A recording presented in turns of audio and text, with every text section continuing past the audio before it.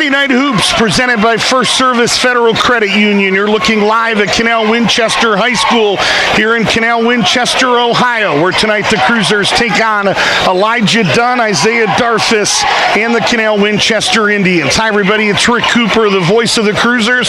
It's great to have you with us tonight here on the Groveport Sports Network, and we welcome our fans watching tonight on the Canal Winchester Sports Network and the Pickerington Central Sports Network as well.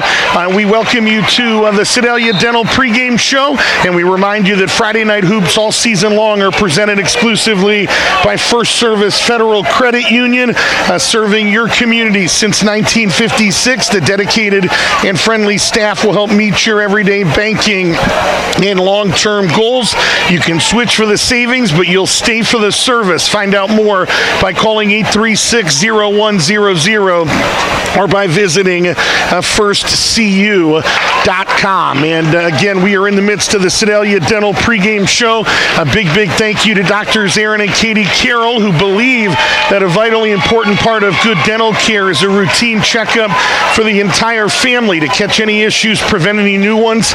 Doctors Aaron and Katie Carroll and the team at Sedalia Dental promise to make your next trip to the dentist pleasant, comfortable, and welcoming. You can visit their brand new office at 337 Main Street in Groveport. Sedalia Dental says go Cruisers. Call them at 836-2222 or visit sedaliadental.com to schedule your appointment today. Well, it is the second of two meetings this year between Groveport Madison and Canal Winchester. Cruisers won the first meeting by 10, 76-66 back on January 16th at Cruiser Arena. They will try to win for the seventh straight time in this series. The Indians' last win in this series was all the way back on January 4th, 2020. That's more than 6 years ago. The Cruisers are playing game number 21. You play 22 in a typical regular season, no more than 22, and they wrap up their regular season on Tuesday night with game 22 as they'll host Grove City on senior night. This is it. This is game 22 for Canal Winchester. The Indians will not play again until their round one district semifinal game on Monday, March 2nd. The Indians are currently the number 11 seed in the 19-team Division II Central District Poll. They will almost certainly play their round one matchup on the road, though when you'll hear from head coach Zach Olson in a minute, they do believe that with a win tonight that they could possibly sneak into that number 8 spot and get a home game. But on the road, possibilities look to be Big Walnut, Westerville South, even St. Charles, a team that came here to Canal Winchester and beat the Indians 64-50 back on January the 3rd. The Indians are 8-13 overall. They're 4-9 in the OCC Buckeye, which is good for 5th place in the 8-team division. Canal Winchester has not played since last Friday night when they lost against Lancaster. They lost that game 65-58. It was on the road at Lancaster.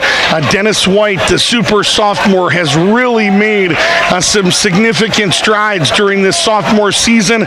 He erupted in that game for 24 points, 7 rebounds, and 3 steals, all team highs, and the 24 points was a career high on 9 of 15 shooting.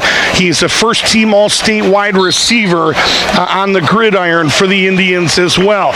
The Cruisers got back to 500 at 10-10 with an impressive 74-67 win in overtime at Harvest Prep on Thursday night, with the game tied at 56 at the end of regulation. The Cruisers went on a 10-0 run to start the overtime period and never looked back. They outscored Harvest Prep by the score 18-11 in the 4-minute extra session. Sophomore Jordan Wagner had a career-high 26 points. Senior Marcus Hemphill clearly playing his best basketball of the year, added a season-high 21. They accounted, the duo, for 47 of Groveport Madison's 74 points. It was a game that featured 15 ties or lead changes. The Cruisers led by as many as 10. The Warriors led by as many as 11. Senior Troy Hines hit one of 2 free throws. What a big free throw with under a minute left, 43.5 to be exact. He tied the game at 56, and Harvest Prep proceeded to hold the basketball for the final opportunity at the end of regulation. They got 2 shot attempts in the final 5 seconds. Both of them were off the mark, and it took us to that 4-minute extra session. The Cruisers continue to shoot the free throws a lot better than they did early in the year when they were in the 50s, high 50s in terms of free throw percentage. They were 18 of 27. Lamont Hampton's going to like the 67%. He's also going to like the 27 free throw attempts. Senior Tyreek Ruffin was held to only 4 points in that game last night, and he did not score his first basket until a lay-in at the 7-11 mark of the fourth quarter. It was senior Jamarcus Jones that led Harvest Prep with 17. The district tournament bracket for both Canal in D2 and Groveport Madison in D1 will be finalized on Sunday afternoon. This is the final night of hoops that counts towards that district seeding. Everything that happens tonight counts. If a team plays tomorrow, that has no bearing. So the computers will spit everything out tonight and tell you the order, but the actual district draw where teams will sign on the bracket is Sunday afternoon at 2 p.m. That's a virtual district draw. That happened around COVID, and I don't think they will get back to meeting together in person anytime soon. One interesting player tidbit going into tonight, senior Tyreek Ruffin for Groveport Madison is 73 points shy of the 1,000-point club at Groveport Madison. He definitely has 2 regular season games left to play, and he's got at least 1 postseason game. We were unable to determine how many players are in that 1,000-point club all time, but what we can tell you with absolute certainty is that Clarence Royal, the uncle of Devin Royal from Pickerington Central, now at Ohio State, Clarence Royal, the school's all-time leading scorer with 1,081 points. It's always a lot of fun when the Cruisers and Indians meet on any kind of playing surface. On we say the checkerboard, shuffleboard, ping pong, but really special when they meet on the gridiron or meet on the hardwood. And we're excited to bring this one to you tonight on the Groveport Sports Network and the Canal Winchester Sports Network. Again, we are in the midst of the Sedalia Dental pregame show. Sedalia Dental with that beautiful brand new office at 337 Main Street in Groveport. Sedalia Dental says go Cruisers. Call them at 836-2222 or visit sedaliadental.com. We take a quick peek at tonight's injury report for Groveport Madison.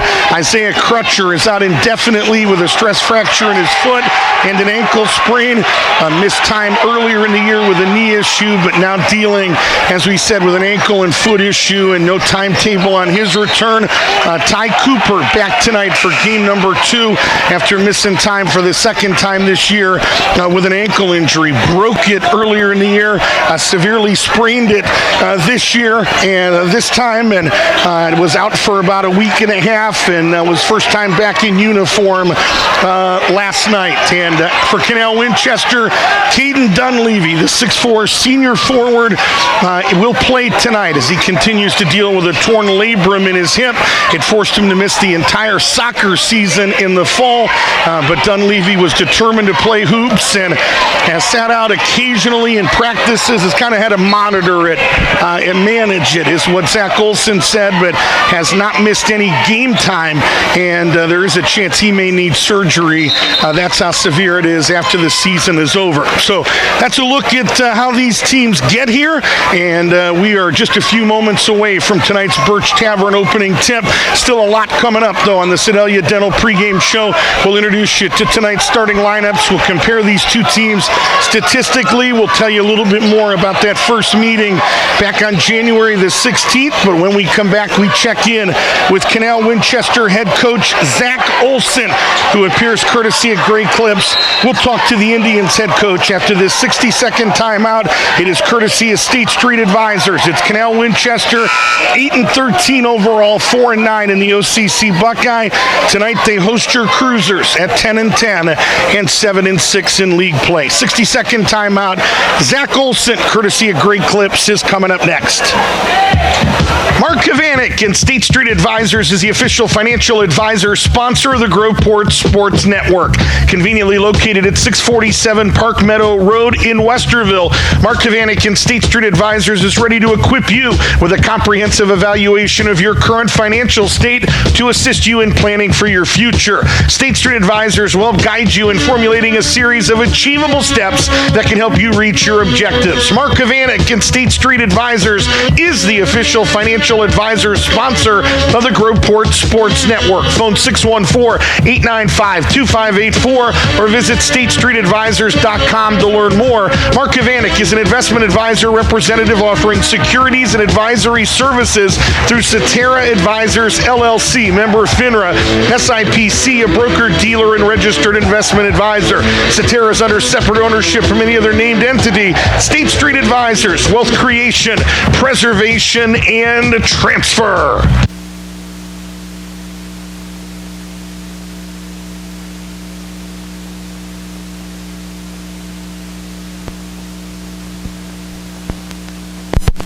Little Friday Night Hoops presented by First Service Federal Credit Union as we count you down to tonight's Birch Tavern opening tip and really enjoy. We get a chance the second half of the year. I've been talking to opposing coaches. I've talked to Andy Moore, Jeff Quackenbush. We get a chance to do it again. I talked to Zach Olson here, courtesy of Great Clips. Great Clips, we want you to get your hair cut in the Walnut Creek Plaza. You can add your name to the list at the Great Clips Salon of your choice, so you spend less time waiting in the lobby. You can download the free Great Clips app or visit greatclips.com for more information. And Coach Game 22, which is crazy, and I feel like it just started, but I imagine there's seasons. You tell me as a head coach where 22 seems like it would never come, and sometimes it comes really, really fast. Tell me about this group. Where are you at right now with this bunch? I feel like we've played our best basketball of late. Obviously, we got beat on the road at Lancaster, but I felt like we played a quality basketball game. They got hot, and we weren't able to contest them enough and be physical enough inside at times, and it kind of bit us at the end. But I feel like we're playing our best basketball right now. And that was going to be my next question. You said that when we met this week.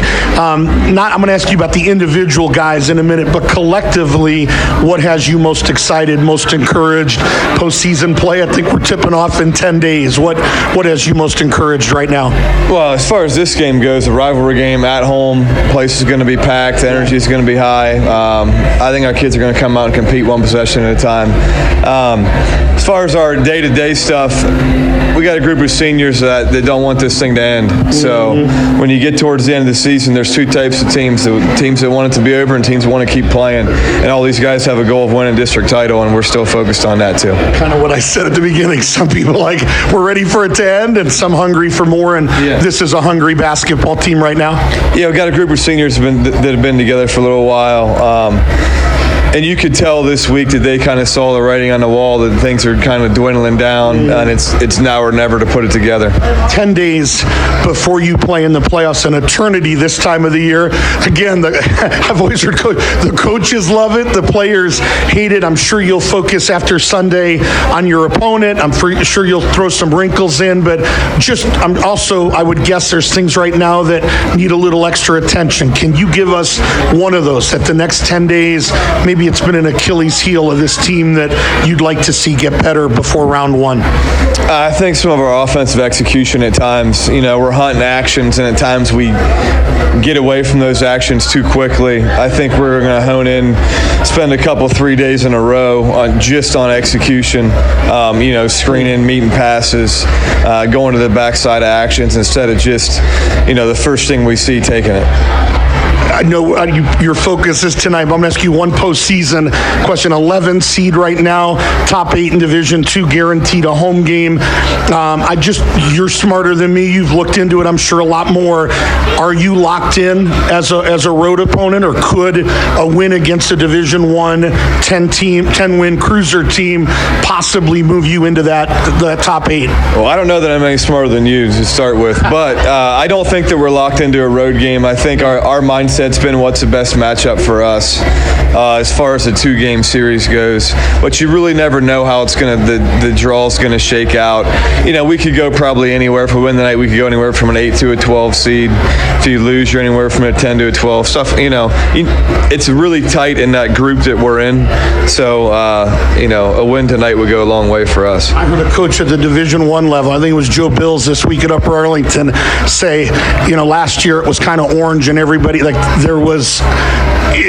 was going to be a tough, there was more balance, more parity, more opportunity this year. Is that how you see Division II? I know Westerville North is pretty darn good, but is there opportunities maybe besides the Warriors? Yeah, I think Westerville North is obviously the clear favorite. There's some high-quality basketball teams in the group. I think there's a wide bunch that can beat each other. I really think it comes down to what matchup is right for your team. And as I said earlier, that'll kind of, as the draw goes on, you'll know it'll be pretty obvious. I want to ask about a couple of guys on your team. I know the Focus, Dunn and Darfus get so much attention, pair of seniors, rightfully so, but as we're putting stats in, it's kind of fun when you haven't seen a team since January 16th, now it's February 20th, really a pair of sophomores, Busai and Dennis White, that really, at least statistically, have seemed to elevate their play. Yeah, and they've elevated their play just from some physicality and toughness. Dennis attacking the basket, being aggressive, getting deflections and getting out in transition. And his perimeter game as far as shooting the basketball has come a long way this year. And Abu just with the energy and effort plays 50-50 rebounds, being a good screener, being physical in the paint. And he's been able to stretch his game out to the perimeter, catch and shoot three a little bit. Let's talk about Groveport Madison, 10-10 right now, a couple of quality wins. I'll be the one to say I didn't think they had a whole lot of there hadn't been, they beat the teams maybe that they were supposed. The last week that's changed a little bit. They got a win against Westland, 13-win Westland team, 12-win Harvest Prep team the other night. You told me earlier in the week that, like you guys, you think they're playing their best basketball as well. Yeah, I'll say this: if I'm one of the heavy hitters in Division I don't want to draw those guys in the first round. I just think that the way they play, the way they force the pressure, the way they force the pace of basketball games, you've got to be really tough mentally and physically to withstand that and continue to execute against it. The first meeting, 76-66, about a month ago, 5 weeks ago, you dig a 20-point hole, but you climb out of it and made it, as we talked, really interesting down the stretch. There were a couple keys after that game when we talked this week that you gave me, and I just want to give you an opportunity to expound on a couple of them. You said to us, can you take care of the basketball? I looked back at the numbers in the first meeting. You guys only turned it over 9 times. You forced 20 turnovers, but that's still a major concern tonight. Yeah, I think when they get out and pressure you out of your stuff and get deflections and get downhill, that's how they want to play. That's their identity. And when I say can you take care of the basketball, it's kind of twofold. Can you get quality shots against their pressure at the same time? Because taking bad shots is the same thing as turning the basketball over in a live basketball turnover. You also said to me, can you keep them off the glass? I was looking at your numbers, -3 on the year coming in, -13 in that first meeting. But the number that surprised me, you guys had, I think, 16 offensive rebounds. They only had 12 in that first meeting. Your quote the other day was, "We have to stay within reach." Tell us a little more about the backboards tonight. Yeah, I just think it really comes down to toughness. Are we going to be physical enough to put a form on our chest and get them out of the paint and go get the basketball with 2 hands? And they love to trap the rebound after you get it. Yep.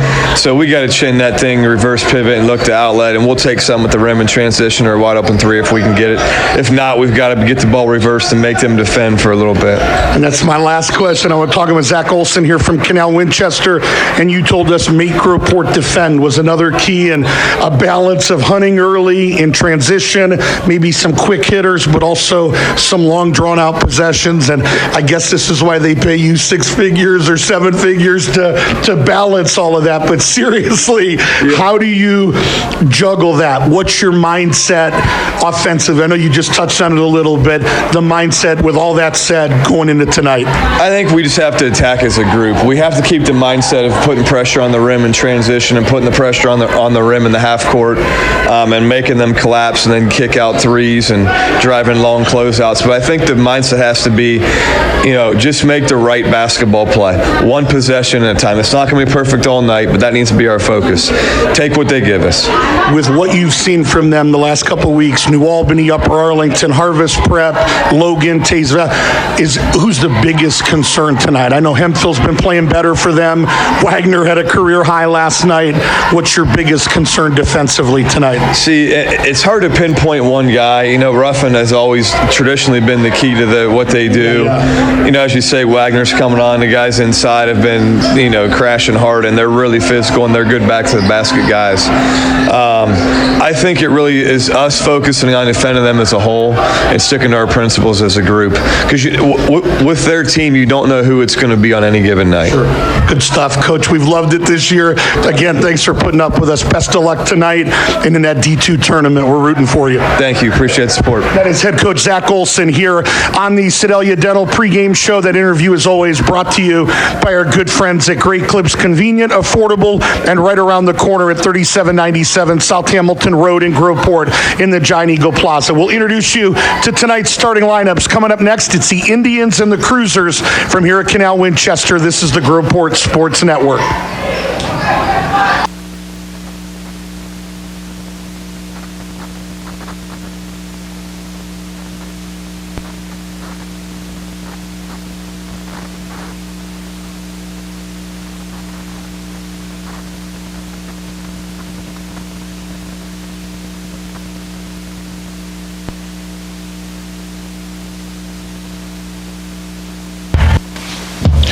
Mark Kavanik and State Street Advisors is the official financial advisor sponsor of the Groveport Sports Network.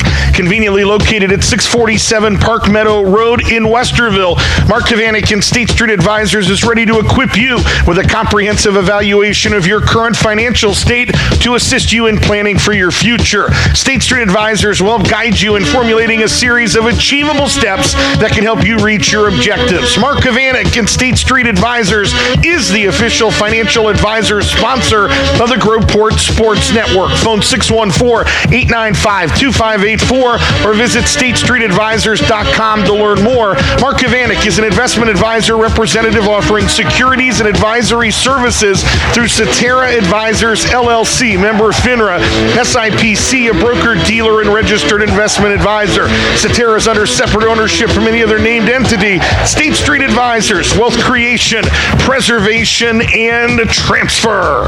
I gotta do something to stay awake. Let's see. Breaker 19, this is the night out. Oh, yeah, we copy you there, night out. Sorry, what are you doing? Oh, I was just talking on the CB. But we don't have a CB. Well, the professional truck drivers do, and that helps keep them alert. They also find a safe place to stop and nap when they're tired. Or at least they grab a cup of coffee to give them a boost. Look, there's a rest stop just ahead. Honey, I'll be fine. She's right there, Night Owl. Take it from a pro. Don't drive drowsy. A wake-up call for all drivers from the U.S. Department of Transportation and the American Trucking Association. Some people would call him a loser. He ran for state office.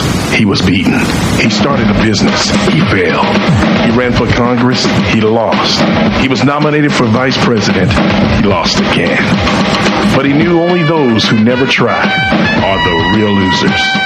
And Abraham Lincoln was no loser. Persistence. Pass it on. A message from the Foundation for a Better Life.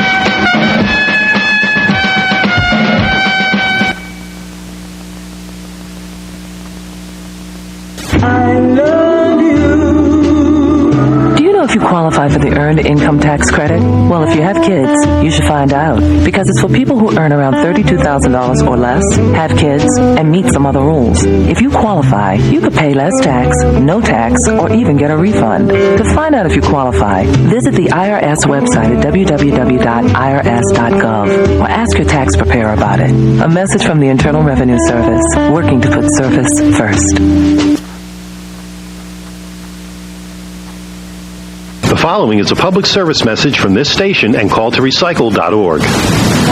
Chances are you already recycle paper, glass, and plastic, but it's just as important to recycle old rechargeable batteries. They're the kind you find in power tools, cell and cordless phones, laptops, and other cordless electronics. It's easy and it's free. To learn more, call toll-free 877-2RECYCLE or visit us online at calltorecycle.org. Just remember, if it's rechargeable, it's recyclable. Brooke Ellison is a surprising person. When I was 11 years old, I was hit by a car, and no one expected me to live. She surprised people by living. I've been paralyzed from the neck down and on a ventilator since that time. And she surprised them by going to college. Tomorrow, I will graduate from Harvard. Determination. Pass it on. A message from the Foundation for a Better Life. At 4:15 p.m. at an office in Michigan, Angie Hicks is not at her desk. She's giving blood at the company blood drive. At the same time, in the same office, Kevin Meehan is not at his desk. He's at the doctor. Kevin has cancer and needs another round of chemo. Kevin will need blood to fight his cancer. Angie's blood will help him win. When you give blood to the American Red Cross, you change a life. Starting with your own. Call 1-800-GIVE-LIFE or visit givelife.org to schedule your appointment to give blood. She knows a hollow from a double up. She does snapbacks, backsides, shoots the curl. Bethany Hamilton knows everything about surfing. She just didn't know about the shark.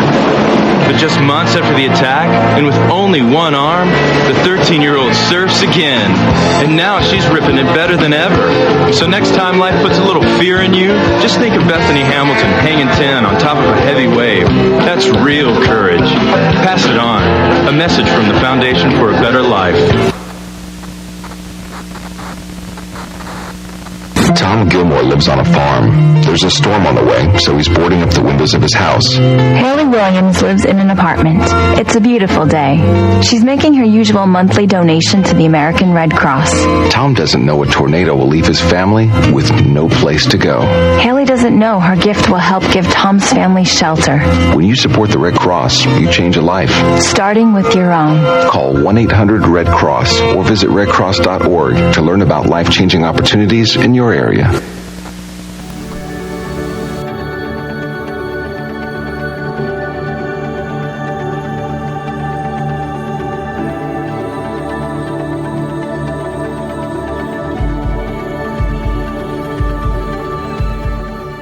We are all searching for a place to belong, a place to fit in, a place to call home.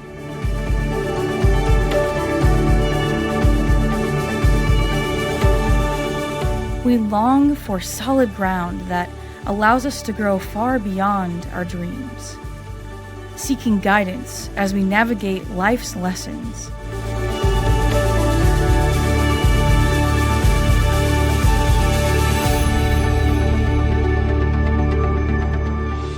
Leaning on others' experiences to help unlock our full potential. Desiring authentic relationships, meaningful conversations, people to push us to success. Striving to define our purpose, find our mission, and following God's calling to change the world.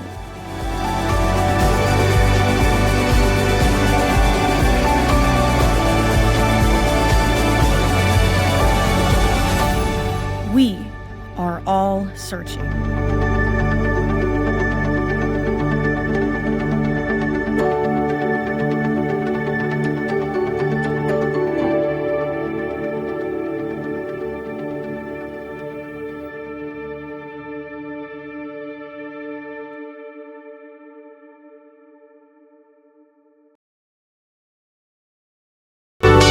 Back here at Canal Winchester High School, little Friday Night Hoops presented by First Service Federal Credit Union, and our final basketball broadcast of the season. We will catch our breath and get ready for Chris Downing. You got to be well rested and be breathing well or whatever else, well fed when you're dealing with Chris Downing. No, we love Coach. We'll be ready to get after some Cruiser softball in early April as we count you down to tonight's Birch Tavern opening tip. Want to say thanks to White Knight Plumbing. They're a proud supporter of Cruisers and Indians athletics.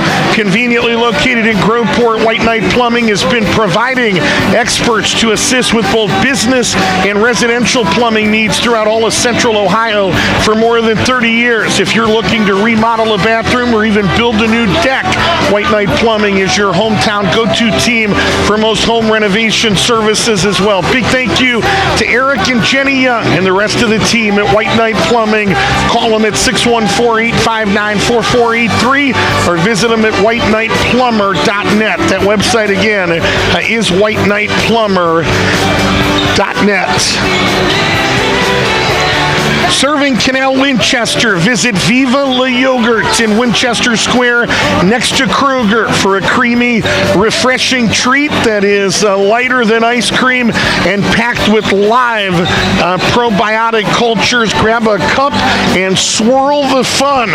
Open daily until 10 p.m.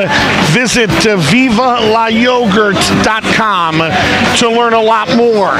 And we want to say thanks to the Ugly Mug Bar and Grill in Canal Winchester, proud to support tonight's big game. We appreciate the team at the Ugly Mug Bar and Grill for generously feeding our broadcast crew. The Ugly Mug Bar and Grill features the best burger around, period. Open till 2 a.m., 7 days a week, 9645 Basil Western Road in Canal. Visit theuglymugbarandgrill.com to book a table or to place your order today. This is the Sedalia Dental pregame show as we count you down to tonight's Birch Tavern opening tip. Newark and Reynoldsburg, a big game tonight. Those two teams have big games after Reynoldsburg beat Newark last Friday night 63-50. It evened up the top of the OCC Buckeye standings as both of those teams are now 12-1 in the division.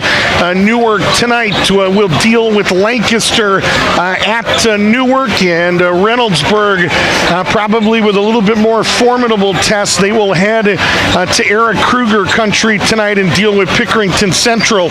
Pick Central is third in the division at 9-3. Groveport Madison is 7-6 fourth. Canal 4-9 fifth. Taze Valley 3-10 is sixth. Lancaster 3-9 is seventh, and Logan 5-16 overall, 1-12 in the division is eighth. Games tonight in the OCC Buckeye. Cruisers here at Canal Winchester. Reynoldsburg, as we said, is at Pickerington Central. Lancaster is at Newark. Logan is at Taze Valley. The Indians hosting tonight. Colors maroon and white. They are Division II in all sports after 3 divisions were added to take divisions from 4 to 7. A school of 1,300 that has made 16 football playoff appearances with coaches like Phil Morrow, Sean Hinkle, Josh Stratton, Jay Keener, and most recently Rob Page in year 1 in 2025. Boys basketball, some of their glory days led by former athletic director and current Lancaster head coach Kent Riggs, who took them to 3 straight district finals in 88, 89, and 90 at the Division IV level. They lost those years to Lawrence Funderburk, Eli Brewster, and Columbus Worley. Worley won all meetings and went on to win 3 Division IV state championships. One of those years, Canal was the number 2 ranked team in the state, and Worley was the number 3 team in the state. So some pretty good matchups between those two teams in the late 80s. 1989, Columbus Worley, Lawrence Funderburk, Lindell Snyder's senior year. Team finished with the program's best record at 22-2. They started that year 18-0 and finished 19-1 in a 20-game regular season. The Indians' lone loss that year in 89, a loss to Taze Valley in Game 19. The football team this year went 10-2 2 overall. They went 6-1 in the division, finished second behind Pickerington Central, who has not lost a game in about 5 years in the OCC. Buckeye Indians were number 4 seed in Division II Region 7. Got a first-round bye, beat Westerville South 28-21 in round 1 for them. Those were play-in games when they had that first-round bye. It took it down to 8 teams, so they beat Westerville South in a regional quarterfinal and ended up losing 35-0 at number 1 Big Walnut in a regional semifinal on November the 14th. They have a state championship in volleyball back in 1986. Their athletic director is Jacob Ramsey. In his 3rd year, does an outstanding job, and the guy before him was pretty darn good as well. We're a fan of Pat Durbin's, who went on to be the commissioner now of the Mid-State League. 13th year in the OCC for Canal Winchester. First year was 13-14. They went 4-10 in their first year in the Buckeye a year ago. They went 16-39 in 4 years in the OCC Capital from 2020 to 2024. They did have a run in the Capital from 16 to 20, where they went 21-19. That's their best run over an extended period of time, where they won more than they lost in the OCC, and they started in the OCC Cardinal for 3 years from 13 to 16. They were playing in the OCC Cardinal back in when Dublin Jerome was really, really good, and the team to deal with back then was Caleb Wesson, Andre Wesson, Jordan Humphrey, and Westerville South, and it did not go well for the Indians. They were 10-32 in league play in those 3 years. They went 0-14 in that final season in 15-16, and that's the year that Andre Wesson was a senior and Caleb Wesson was a junior, and it was the year that Westerville South won the Division I state championship.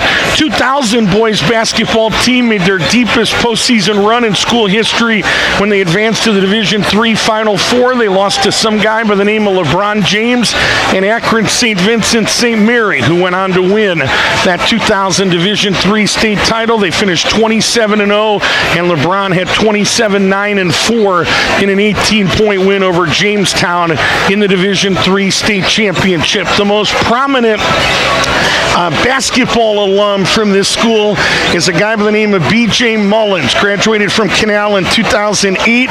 He's their all-time leading scorer with 1,868 points. He averaged 26 points, 15 rebounds as a senior in 2007-2008. He had a 62-point game when he made 28 of 34 shots at the Fly Into the Hoop event as a senior. Played 1 year with Ohio State, 08-09, and was the 24th pick of the Dallas Mavericks in round 1 of the 2009 NBA draft. Was immediately traded to the Thunder, went on to play with the Charlotte Bobcats and the LA Clippers. Had a career-high 31 in a game when he grabbed 14 rebounds against the Milwaukee Bucks on January 12th of 2012, and has played in the NBA D-League and has played overseas in Korea, China, Great Britain, Iran, Taiwan since 2015. And this is a great spot for me to say you have to love the game of basketball when they say, B.J. Mullins, there's only one place that wants you to come sign.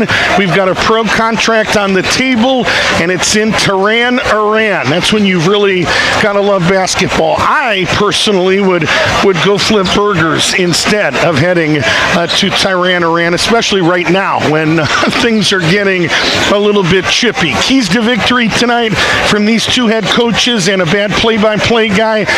Groveport's got to get off to a good start. They want to limit their three-point attempts. They have not shot the three-pointer well all season. They're at 25%, and Lamont Hampton in recent days has kind of said, we need to stop chucking up as many of those and start putting teams on their heels as we try to get to the rim. A key for us tonight that we're keeping an eye on is just the ball movement. They have had games where they've had 3 and 4 assists. They average 9 assists a game, and I'll just be totally transparent with you as a basketball junkie. That's not enough assists for a 32-minute basketball game. It has gotten better the last couple of games, and I think the Bulls going to have to move tonight. They want to play inside out. They want to shoot the free throws well tonight. They're only at 62% on the year, but we added it up over the past 4 games. That's Logan, New Albany, Upper Arlington, and Harvest Prep. They are 53 of 75 for 71%, and they want to limit turnovers. The goal is 8. They're averaging 16, and they've had a couple of games on the card this year that they have turned it over more than 20 times. For Canal Winchester, we talked to Zach Olson, and he says, Rick, can you take care of the ball is question number 1. Indians did in the first meeting, and they still got beat. They only turned it over 9 times.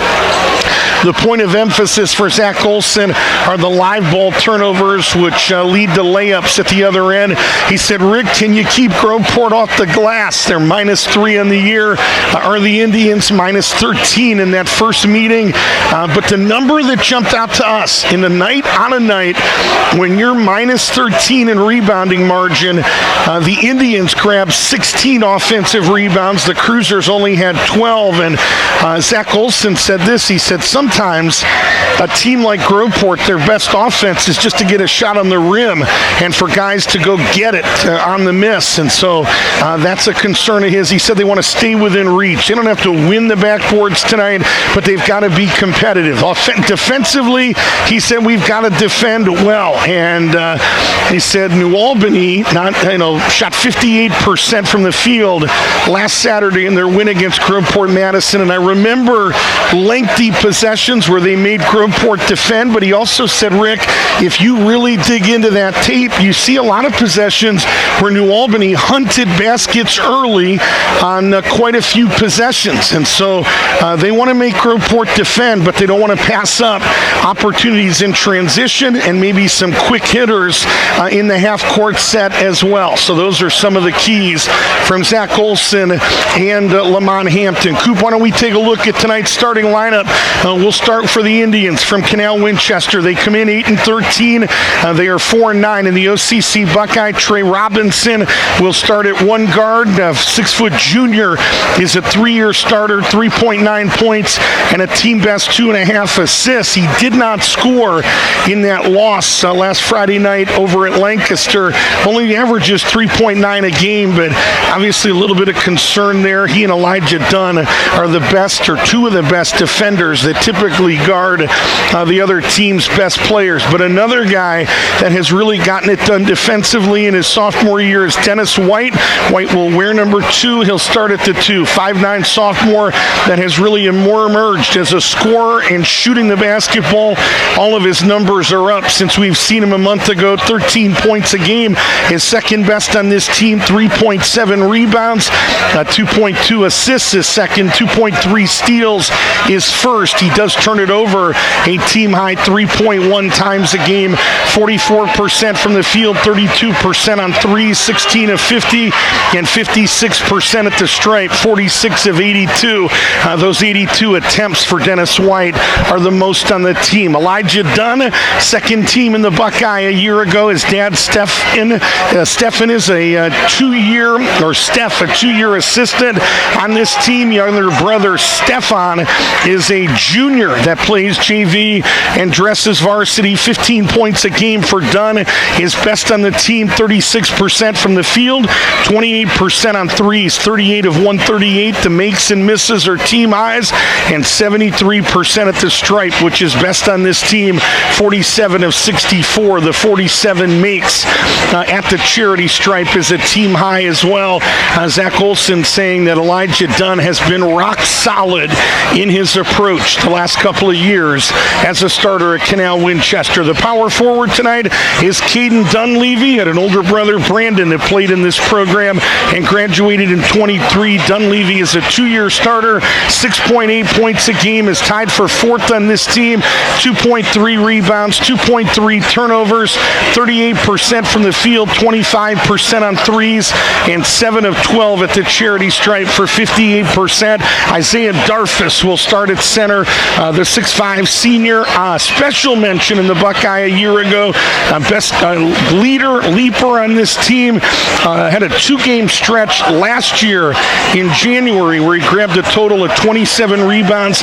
This year he's averaging 12.7 points, third on this team, and 7.5 rebounds is a team high. 47% from the field is second, and 33% on threes is a team best, 16 of 49. 39-year-old Zach Olson is the Indians' head coach, 6th year at the helm, 15th year as a basketball coach. He spent time on Jeff Quackenbush's staff over at Newark.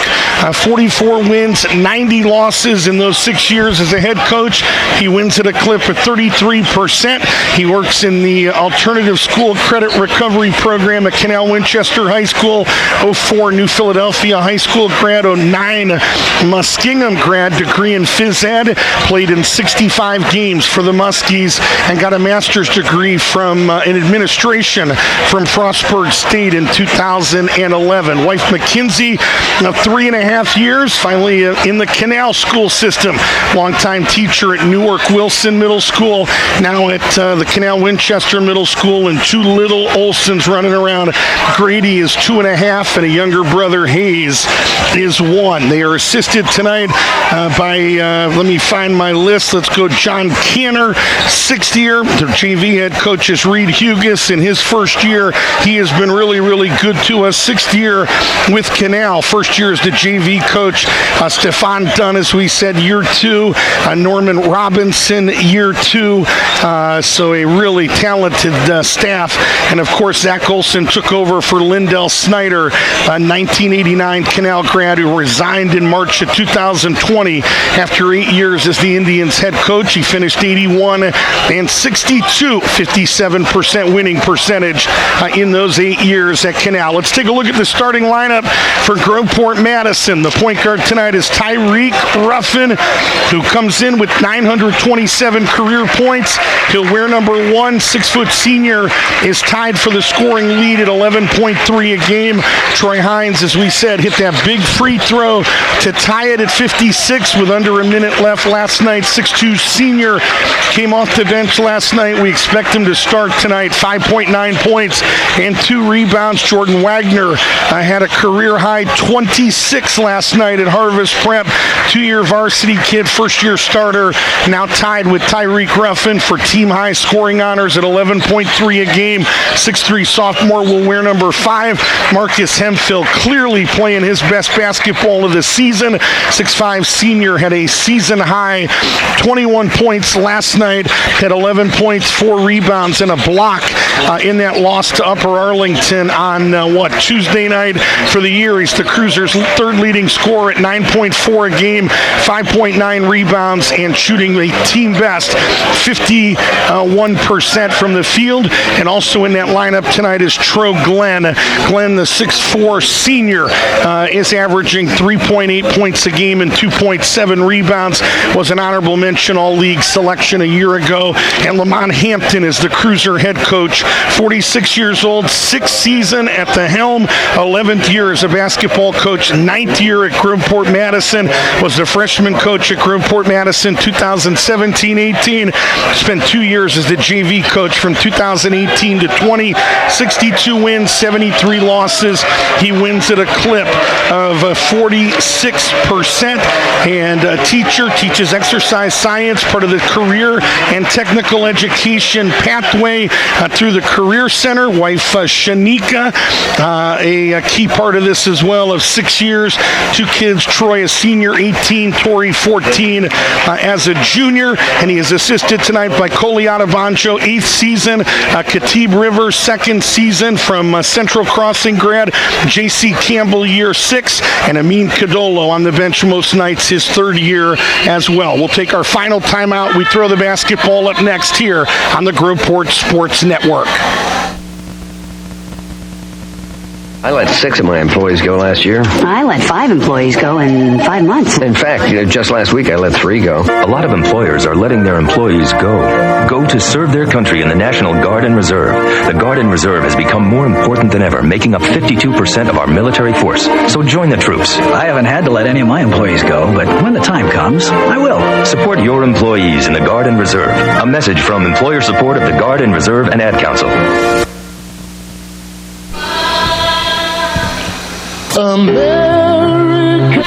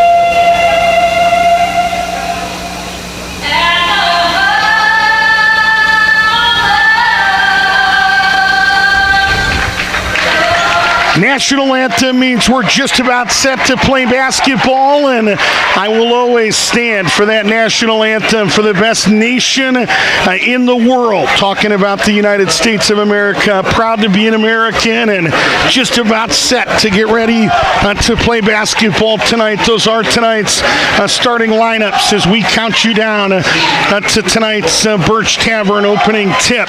Let's take a look at some of the numbers for the Cruisers as they come into this basketball game, and it would help Ricky Cooper if I stapled my chart right side up. Cruisers score 56.3 a game. They give up 58.8. That's minus 2.5 a game. 39% from the field. Opponents 41%. Cruisers 25% on threes. 4.5 makes a game. Ruffin the leader at 1.4. Opponents 32% on threes with 5.4 makes a game. Cruisers 62% at the stripe. Opponents 67%. Cruisers plus 5 in rebounds. Cadolo 8.3 the leader. Assists, as we said, kind of an issue, a concern. Only 9 of them a game. Your starting point guard only averaging 2.1 a game. That's Ruffin. The steals 7 a game. Jaden Jordan, the super sophomore, 2.2. And turnovers, the Cruisers forcing 13 of them, and they are turning it over 16 times themselves. We'll try to give you some of the numbers on the Indians. I'll tell you quickly, they score 58.5 a game. They give up 64.8. Rebounding margin minus 3. Darfus 7.5 a game. And turnovers, they force 15, and they turn it over 15 times as well. Tonight's opening tip is brought to you exclusively by the Birch Tavern in the village of Groveport. It is open every day, 11 a.m. to 11 p.m. It's a great place to gather with family and friends for a delicious meal. Check out their menu at birchtavern.com, and for more details, the Birch is the exclusive sponsor of tonight's opening tip, and the guy that'll throw the basketball up is Tanner Page. 11 years as an official. Aaron Mitchell, year 8 is our U1, and John Carter is our U2 with 21 years, the senior member of this crew. So the Indians win the opening tip. First attempt by, who was that? That was Trey Robinson, who missed that one badly. Wagner, his 3 no good. Underneath Ruffin, double pumped and put it in. Well, he may have had a tough night last night. He did not have a tough night in the first meeting when he had a career-high 28 points. Talking about Tyreek Ruffin. 71 points away from 1,000 after that put in. Shot up close at the other end, no good. That was Darfus, and a rebound to the Cruisers. Into the lane, Hemphill, and an offensive foul. Who was that? Was that Dunleavy that stepped in to take it? No, it was Trey Robinson that took it. And those were the plays the other night. They pay us the big dollars to tell it like we see it. We were talking about it in our house as they get the foul on Hemphill. and it's his first, and it was Trey Robinson that took the charge. But there was not much resistance last night defensively by Harvest Prep. They are the number 5 seed in Division 5, 12 wins as Dunleavy steps into a 3 and buries it. That's a Kessler Heating and Cooling Indians 3-pointer out of the hand of the senior Caden Dunleavy. The Indians take their first lead of this game. But I thought that the inability, they could not stay in front of Jordan Wagner, talking about Harvest Prep, as Henfield got loose and he put it in. First 2 for Marcus Hemphill. Third tie or lead change. Cruisers lead 4-3. 6:20 to play in the quarter. Trey Robinson, dad and assistant on this team. Right side, Dennis White, who hits a 3. Dennis White to Kessler Heating and Cooling Indians timeout 3. And he hits the 3, and Lamont Hampton calls the Crumble Cookie Cruisers timeout. And that may have been something a month ago you were able to do with Dennis White, to kind of play hands down and not come after him. He has really elevated his game, and he triples here. That was one of the spots Zach Olson said. He is shooting the basketball a lot better. But to go back to last night, Wagner has 26 last night, does a fantastic job. You don't want to take anything away from the effort of Jordan Wagner or Marcus Hemphill. But the defense from Harvest Prep, how do I say this politely? Well, it was lacking, is what we'll say. I mean, Jordan Wagner could have got to the rim every single time. I mean, they just did not sit down and defend. And Marcus Hemphill just threw guys around the rim all night long and was the beneficiary of dribble drive. I expect to see better defense out of Zach Olson and the Indians tonight. 6-4, about 2 minutes in. Indians showing 2-3 zone here. Dunn and White at the top of it. Cruisers, I don't know if they've recognized it yet. Now they finally did. Tyreek Ruffin on that left wing saying, let's get into our zone offense. That's where you want to go with the basketball there for a couple of reasons. One, he's really good. And 2, it's the middle of the floor against a zone, right? Right wing, it's Troy Hines. He's directing traffic. Another senior on this team that'll be recognized on senior night on Tuesday night when the Greyhounds come to town. Lengthy possession here. Cruisers taking their time, and Indians happy to play at this pace as Ruffin hits a 3. It's a Kessler Heating and Cooling Cruisers 3-pointer as Tyreek Ruffin already with 5. He's already exceeded what he did last night when he finished with 4 points in 36 minutes of basketball. 7-6. Dunn fires a 3 and hits. And Elijah Dunn has already exceeded what he did in the first meeting. Oh, he scored more points, but he was 0 of 10 from 3-point range. That one was a little bit awkward. It's one of those shots that if it doesn't go in, Zach Olson may not be happy, and even when it goes in, kind of you're yelling, oh, good shot, don't ever do it again. Wagner put it in on that right baseline, and they're going to charge the foul to Caden Dunleavy, who picked up his first, team first. So Jordan Wagner in the books with his first 2. As we said, now tied with Tyreek Ruffin for the game-high honors, or season-high honors, whatever you want to say, leading scorer honors. At 11.3 a game, he puts in the free throw, and we've already had 8 ties or lead changes in this game. Right baseline, it's Elijah Dunn in rhythm. He looks good tonight. He's got 5 points. The Indians retake the lead. It's 11-10. I expect this to be a good basketball game tonight. Wagner right down the middle. Kind of force those 2 guys at the top. You better stay close, or I'm going to come right down Main Street, USA. Missed it. Second attempt in midair, no good. Dennis White behind the back. It's a 2-on-2, and White to the rim, went to the left hand and laid it in. Dennis with 5. Biggest lead of the game for either team. It's at 3. Indians show zone again. Darfus in the back middle. Dennis White, the sophomore. Elijah Dunn, the senior. As Ruffin missed on the three, and Dunleavy outworking Hines on that backside, and then Dennis White threw it away. Intercepted on the anticipation from Ruffin into the lane. Wagner kind of forced that one. Run down, no. Went out of bounds, back to Canal. 5 subs coming in. I think this may be a message that we're not happy with what we're getting right now. Izzy Codolo, Kofi Codolo, 2 brothers coming in. Melvin Shepard, the sophomore. Ty Simpson, the senior. And Jaden Jordan, the super sophomore, out there as well. 13-10, 3-point game. Indians on top. About 5 minutes in here on Friday Night Hoops, presented by First Service Federal Credit Union. And Trey Robinson tried to go to the left hand, and it went out of bounds, and it's going to go back to Groveport Madison. We all want to say thanks again to Viva La Yogurt while we have a chance.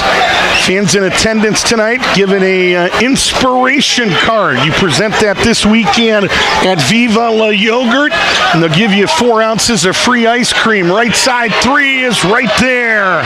Ty Simpson, a Kessler Heating and Cooling 3-pointer, has tied this game at 10 apiece. Elijah Dunn underneath Dunleavy, double teamed, lost the basketball.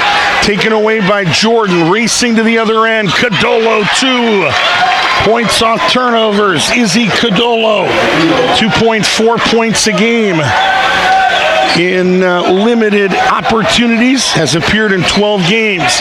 Dunleavy, a long 3, and he buried it. Caden Dunleavy with a half dozen. It's a Kessler Heating and Cooling Indians 3-pointer.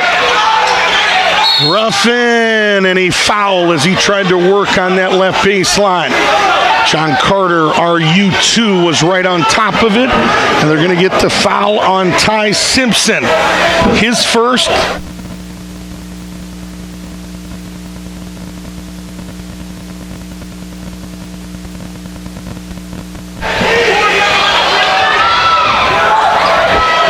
Second on the team, 16-15. Shepard into the lane, was fouled hard, and he'll get 2. Good strong take by Melvin Shepard. And the foul again is going to be charged here to Trey Robinson, who just picked up his second. Well, I preach to my kids all the time when we talk basketball. I see zone offenses now, and there's going to be somebody smarter than me that's listening to this, and they're going to correct me, and that's okay. I'm correctable. I'm coachable.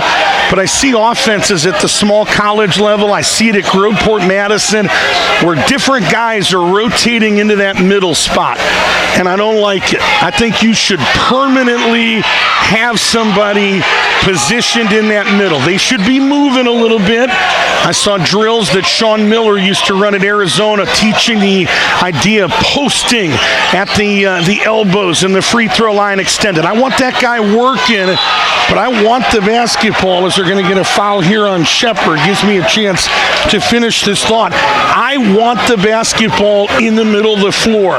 We were at Newark's practice the other day, and Jeff Quackenbush was talking about it. We want the ball in the middle because everybody converges when it goes to the middle. Heard Clark Kellogg doing a game last Sunday on CBS, and he touched on it. He says that middle guy has to face up when he catches it too. Left side, Darfus came up short, and for some reason, in an era when there's a million things you can do in basketball and all these guys that are brilliant, that's kind of got lost in the shuffle. And at the end of the day, if you can get the ball to the middle against a zone, you're going to win more times than you lose. Intercepted by Jordan, and Jaden to the other end took it right at Dennis White and put it in. Cruisers have retaken the lead, 18-16. And a foul out on the perimeter here, right, is on for number 10, Izzy Codolo. It's his first, team fourth. And the only other thought I've always taught my kids, I don't care who it is, unless somebody, it's Dennis Rodman out there, or who else, Shaq out there. Man, if you put somebody out there that's athletic, that can hit that 15-footer, right? And I've taught my kids, man, if they don't come at you and respect you when you turn and face from 15 feet, if you get 100 of those attempts, as a basketball coach, I want you to shoot all 100 of them. I really do. And let them react. Underneath the Busai got big. He has played better as late. Super sophomore, big underneath, maybe at least contested by Cadolo. Underneath, Darfus took it at Kofi, no good. Ball loose, saved into the hands of Dunleavy. Skips it over to Dunn. What a pass by Dunleavy. No. Underneath, Darfus put it up and in. Eventually, the defense is going to break down on offensive rebounds. Dunn couldn't bring it in, but put it in, but Darfus did. Ties this game at 18 apiece, and what now?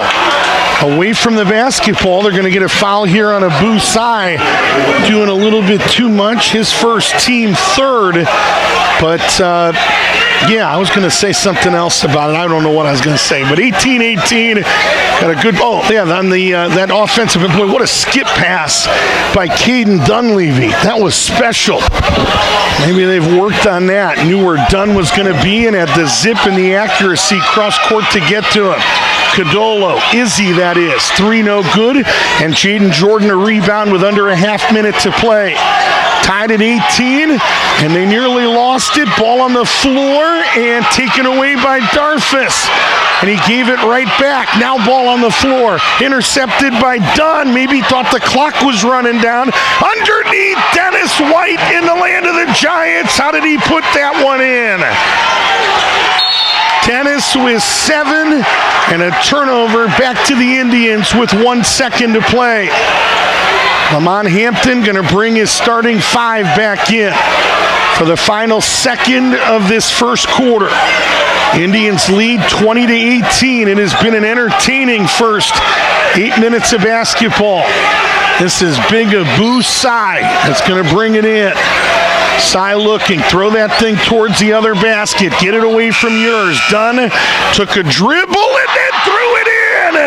He made it from 3/4 court off the backboard. If he didn't take the dribble, it would have counted. But instead, it's something that will look pretty and have no relevance on the scoreboard. Elijah Dunn triples from 3/4 court, but it doesn't count. So 8 minutes in the books. It's 20-18. The Indians lead by 2. Eddie's Chicken and Waffles is a proud supporter of Cruisers Athletics, serving the best chicken and waffles in all of Central Ohio. Conveniently located on No Bixby in Columbus. Chicken and waffles all day, every day at Eddie's. Want to say thanks to Kessler Heating and Cooling. They're the official HVAC provider of the Groveport Sports Network. And proud to support Indians and Cruisers Athletics for more than 3 decades. The team at Kessler Heating and Cooling's been providing Central Ohio with the very best in HVAC service. As a family-owned and operated business, Kessler Heating and Cooling able to devote personal attention to each and every client, whether commercial or residential.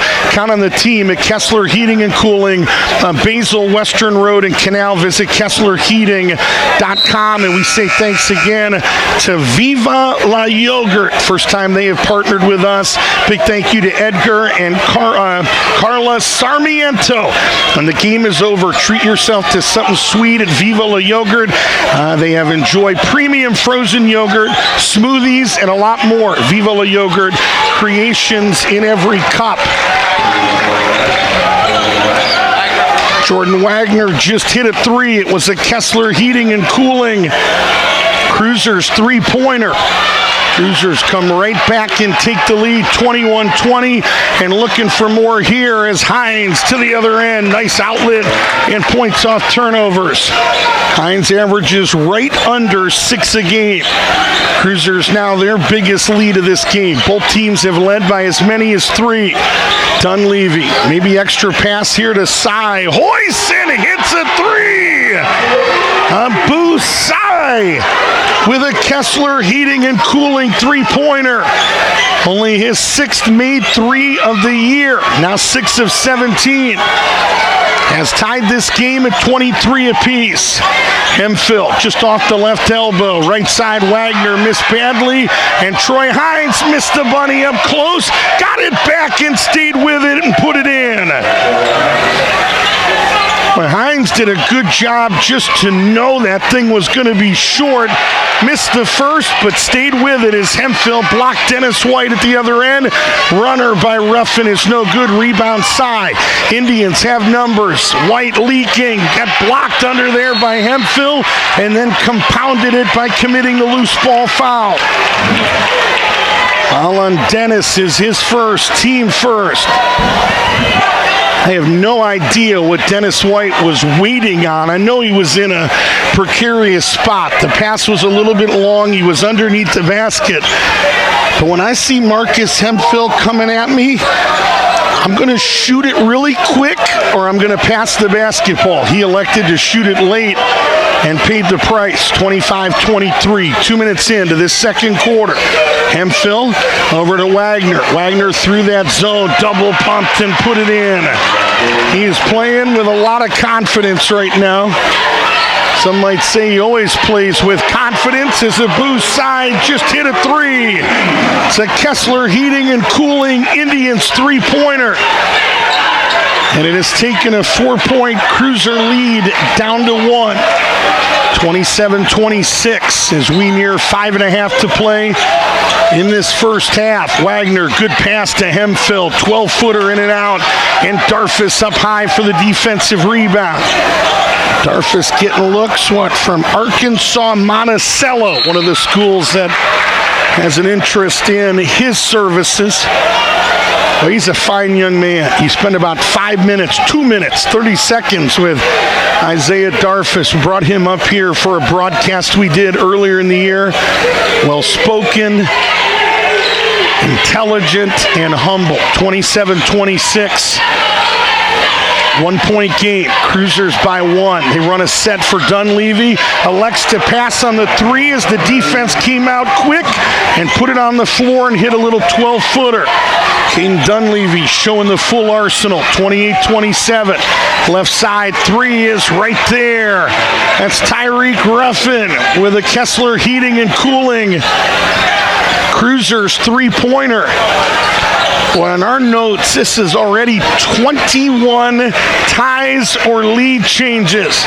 Dunn lost his footing and threw it away.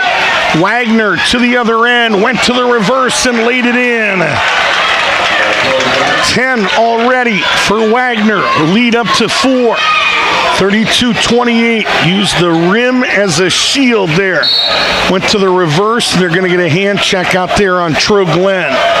Foul on Tro is his first. It's the first foul on the Cruisers in this second quarter. Both teams have committed 1 in the first 3 minutes and 40 seconds. Common foul, so Dennis White, 18 receiving touchdowns, better than 1,000 yards. First team All-State wide receiver as a sophomore for first-year head coach Rob Page. 32-28. Darfus a little bit of a screen, and Dunn was hammered from behind. And I think Tro Glenn just picked up another one. Got too quickly there. That was a spot where kind of in the wrong place, wasn't it, more than anything? Dunn kind of slammed on the brakes a little bit and plowed him over. There's a rule somewhere in the NBA or college that players are no longer allowed to slam on the brakes and have somebody run into them and it be a foul. We have talked to officials at the high school level. That is not a rule in high school basketball. So that's totally legal by Elijah Dunn, who's now working on a 6-point first half. He is their leading scorer for either of these teams in terms of scoring average at 15 points a game, second team in the league. Willing to do whatever it takes is what Zach Olson said about their starting guard. Right side, Jordan no good, and Hemphill an offensive rebound. This is going to go down as a good foul on Isaiah Darfus, as long as he doesn't end up getting in foul trouble, because Hemphill had inside position. He was getting ready to grab. He had grabbed the rebound and was going to lay it in. By committing that foul, at least forces them to regroup, reset, and have to score against defense that isn't in a bad spot around the rim. So probably a good foul, only the second on the team. So the Indians still with a couple to give. Ruffin a little more aggressive tonight. Shows attacks, dropped it off to Hemphill, no good. Underneath, no good. Hemphill got it again. Marcus a third time a charm as he laid it in. Second field goal for Marcus Hemphill. Cruisers the biggest lead in this game, 34-29. It's at 5.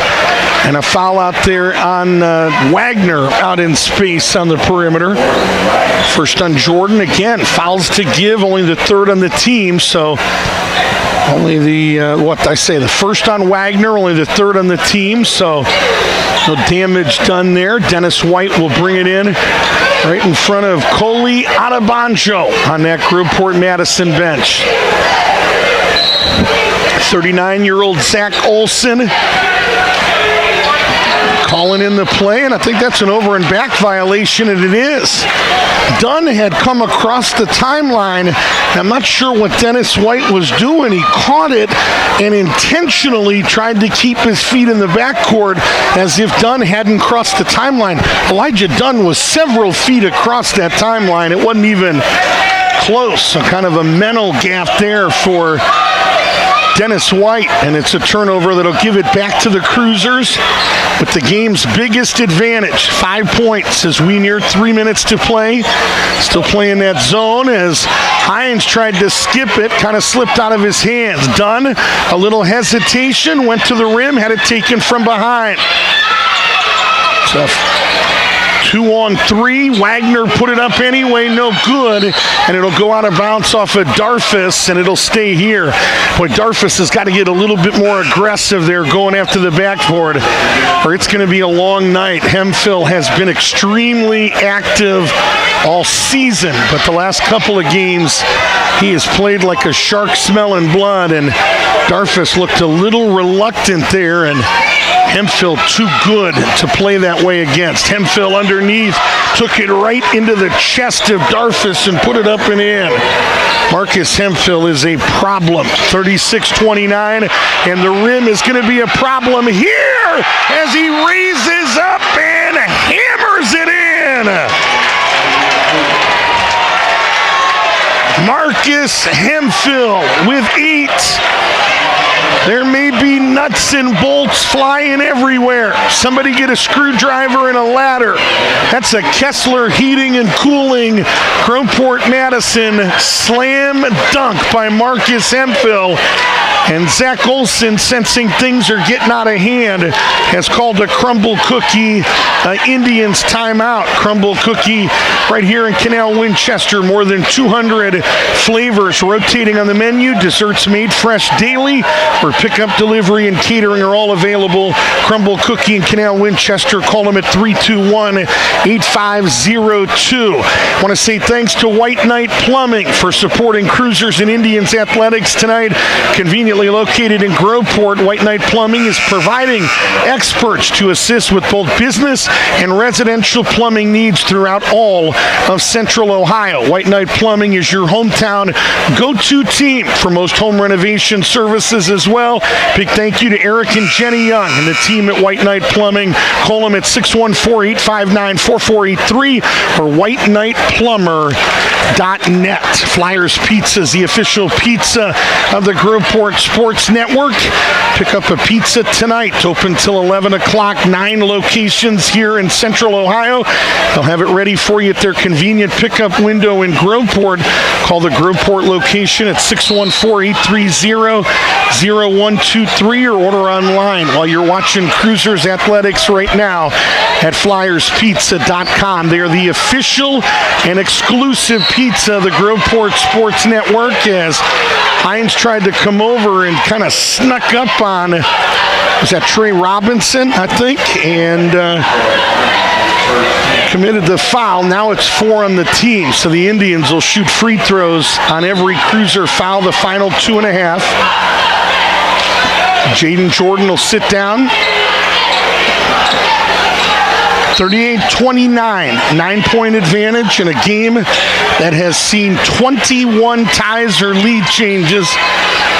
I don't know that I've ever done a game with 21 ties or lead changes in a half. Underneath step through by Dunn is no good. Good footwork, but lost his footing after the good footwork. Into the lane, Ty Simpson took it strong with the kiss. Kissed it off the glass. He's got 5. And somebody kind of fell into the bleacher area. What's the foul here on Ruffin? The guy, was it Dennis White that got bumped there a little bit? It was. So Tyreek with his first, and now the fouls cost you. We're going to be over the limit. Zach Olson letting Tanner Page know that before they inbound the basketball. That means Dennis White is going to go to the other end where he is a 56% free throw shooter. Dennis White, 5th best on the team. He has shot in a team best 82 free throw attempts. And now we're at the scorer's table talking about something right now. And Lamont Hampton coming over yelling about something with his hands out. So I'm not sure if anybody's happy right now. I don't know if it's a question of who the foul was on, because everybody's lining up at the stripe. So it's not a question of whether or not they're over the limit or not. When all is said and done, everybody agreed Dennis White was going to get 2, and the first one is up and in. Indians now 2 of 3 at the stripe. Dennis White working on an 8-point first half. Averages 13 points, 3.7 rebounds, 2.2 assists, and a team best 2.3 steals. Second one for White, nothing but net. So Dennis with 9. Indians 3 of 4, 75%, 9-point game. 2 minutes to play in the half. Hemphill underneath, double pumped, and missed it up close. Rebound, Trey Robinson. Well, he's not going to miss very many of those.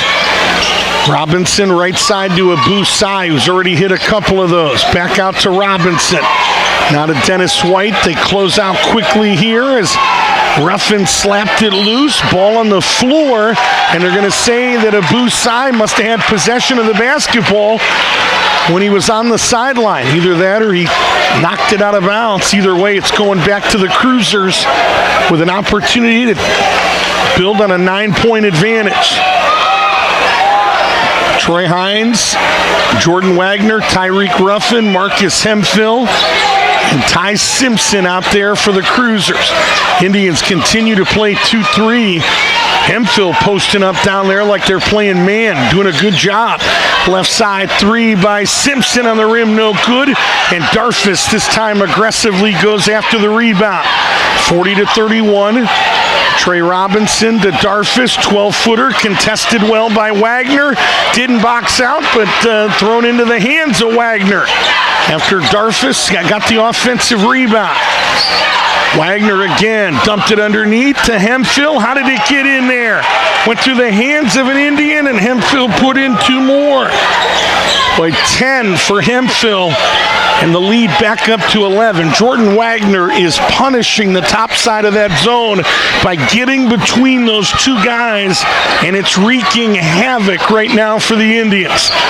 Turnaround from Sai is no good. Zach Olson going to have to make an adjustment on that at the intermission. Right baseline, it's Wagner. Back out to Ruffin. Around the horn, Simpson wide open 3. Came up short. White tried to save it, but it went out of bounds off Dennis White. It'll stay here. Here comes Caden Dunleavy. Abu Sai will sit down. Dunleavy back with 8 points and a foul. Abu Sai sits with 6 points and a foul. Those 2 guys have given good minutes. Sai has started a couple games in place of Dunleavy this year. Hemphill tried to dribble through a double team, nearly lost it. Cruisers fortunate to keep the possession. Now down under 15 to play in the half. Indians playing man-to-man here now. Right side, Wagner. Little half spin underneath Hemphill. Went to the left hand, no good. Marcus got it back. Let's count the basket. Andy was fouled. Bucket is good for Marcus Hemphill. He's got a 12-point first half, and the foul is going to be on 15. Isaiah Darfus, who just picked up his second. Marcus Hemphill, 66% on the year. 29 makes, 44 attempts are both team highs, and his 45th attempt is right there. So Hemphill with a 13-point opening half, and Dennis White going to try to race down the floor, but the buzzer goes off before he can attempt a shot. And Groveport Madison with a really impressive second quarter. Cruisers put what, Coop, on the board there? 27 points and 18 at the end of one. And they've got 45 now. So the answer to that is yes. They were down 2, 20 to 18. And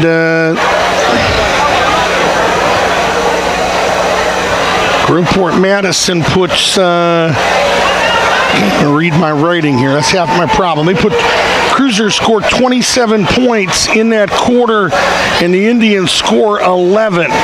So the Cruisers go on a 27-11 run in the second quarter, and it takes us to the intermission with the Cruisers on top, 45-31 here on Friday Night Hoops, presented by First Service Federal Credit Union. So halftime here at Canal Winchester. Before we go to the break, allow me to say thanks to Logan Marburger with RE/MAX One.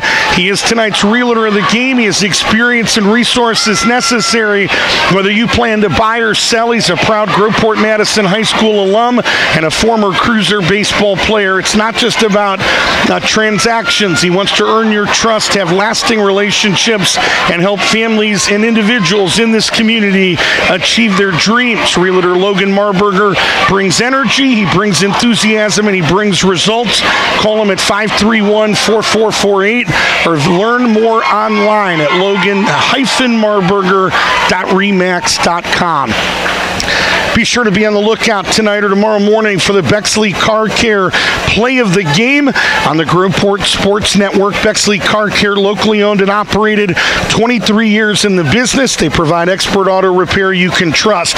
Mike Kimbler and Bexley Car Care, licensed and certified to handle all of your automotive needs. Halftime here at Canal Winchester, where the Cruisers lead the Indians 45-34. The halftime report, the Texas Roadhouse first half stats, are coming up next. This is the Groveport Sports Network.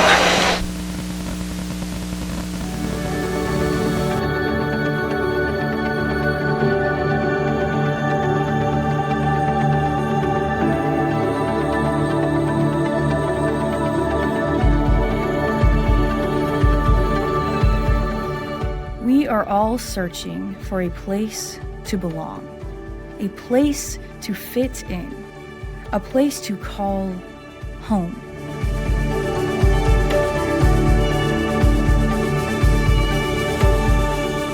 We long for solid ground that allows us to grow far beyond our dreams, seeking guidance as we navigate life's lessons.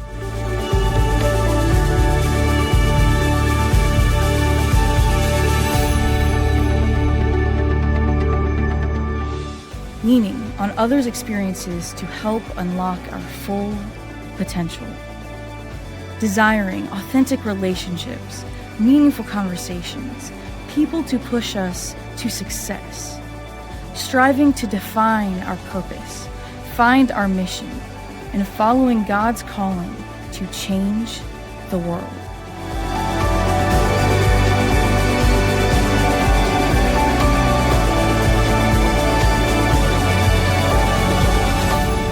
We are all searching.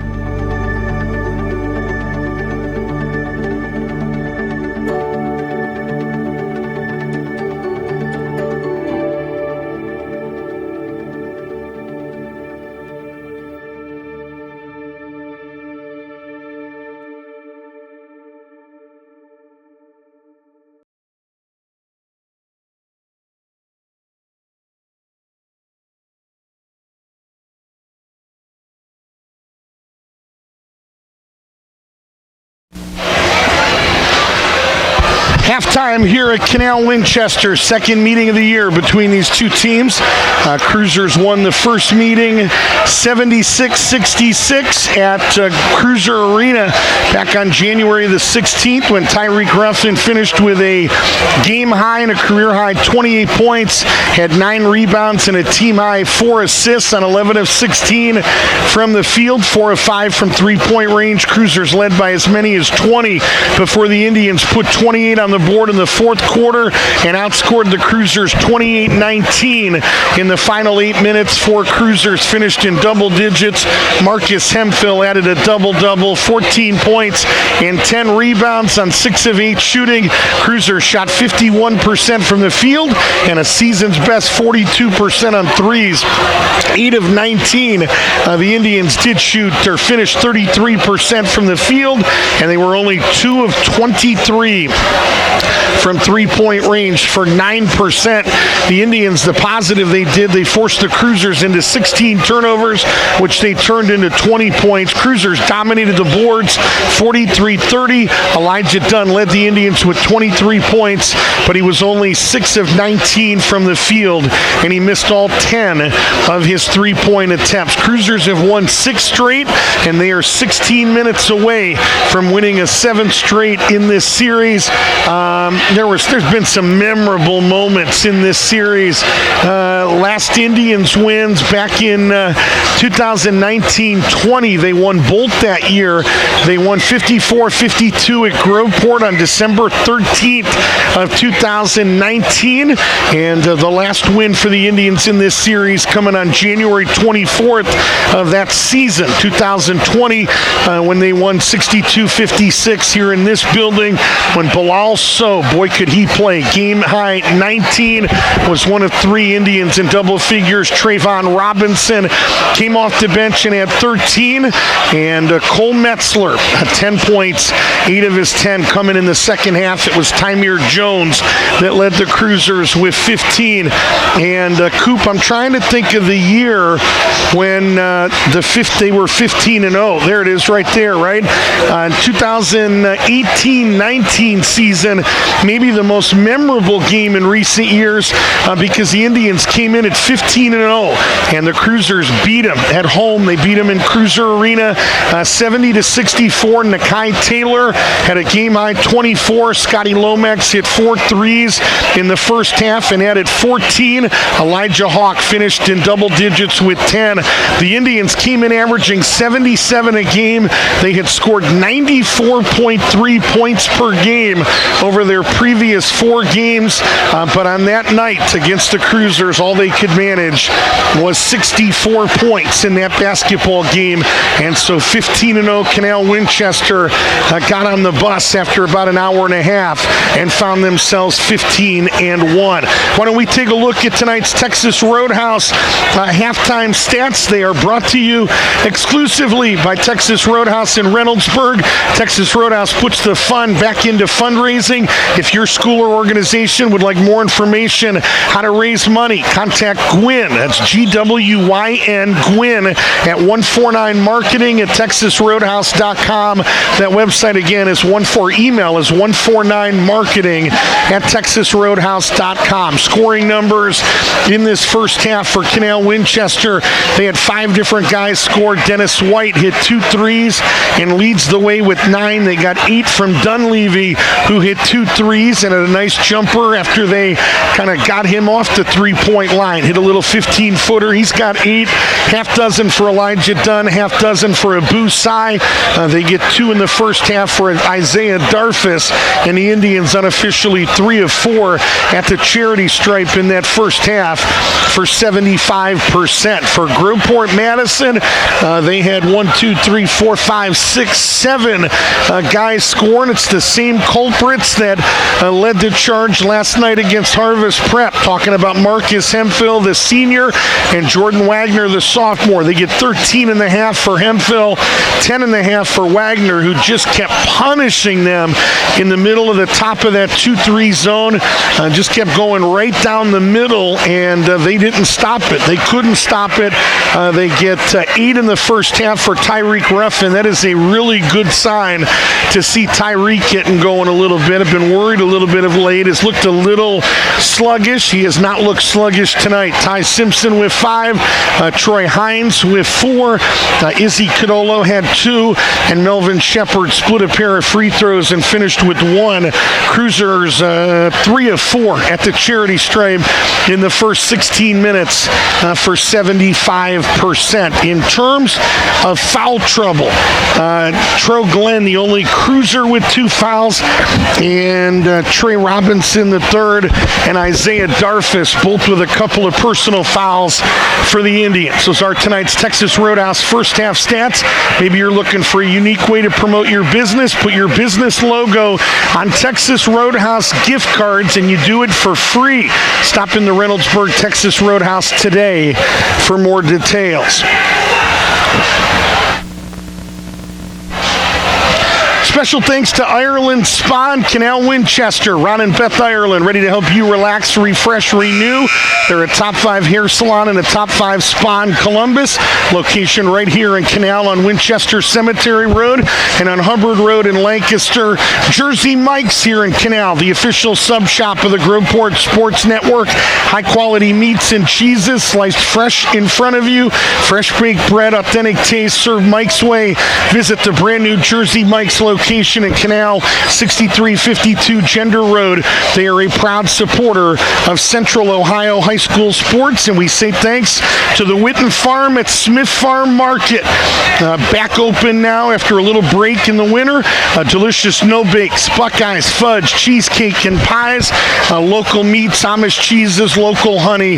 The Witten Farm at Smith Farm Market on Winchester Pike is proud to serve, proud to support, and be a part of Cruisers and Indians athletics. It is Friday. That means tomorrow's Saturday. That means you can go still to get breakfast at Chick-fil-A. How about a delicious chicken bacon or sausage biscuit and a hash brown to get your day off on the right foot? Visit the locations on East Broad Street by Mount Carmel East or on Route 256 near Reynoldsburg. Big thank you to Karen Bolleman and the folks at Corey Brown at the one in 256 as Caden Dunleavy took his time and drew the personal and had the strength to put it in as well. Caden Dunleavy now with 10 points. He is the first Indian into double figures in this game. 5th free throw upcoming. Dunleavy, if he shoots that quick, he gets his shot blocked, but kind of took his time, established himself, and waited for the Cruisers to kind of take the bait and leave their feet and get a little bit off balance, and they did.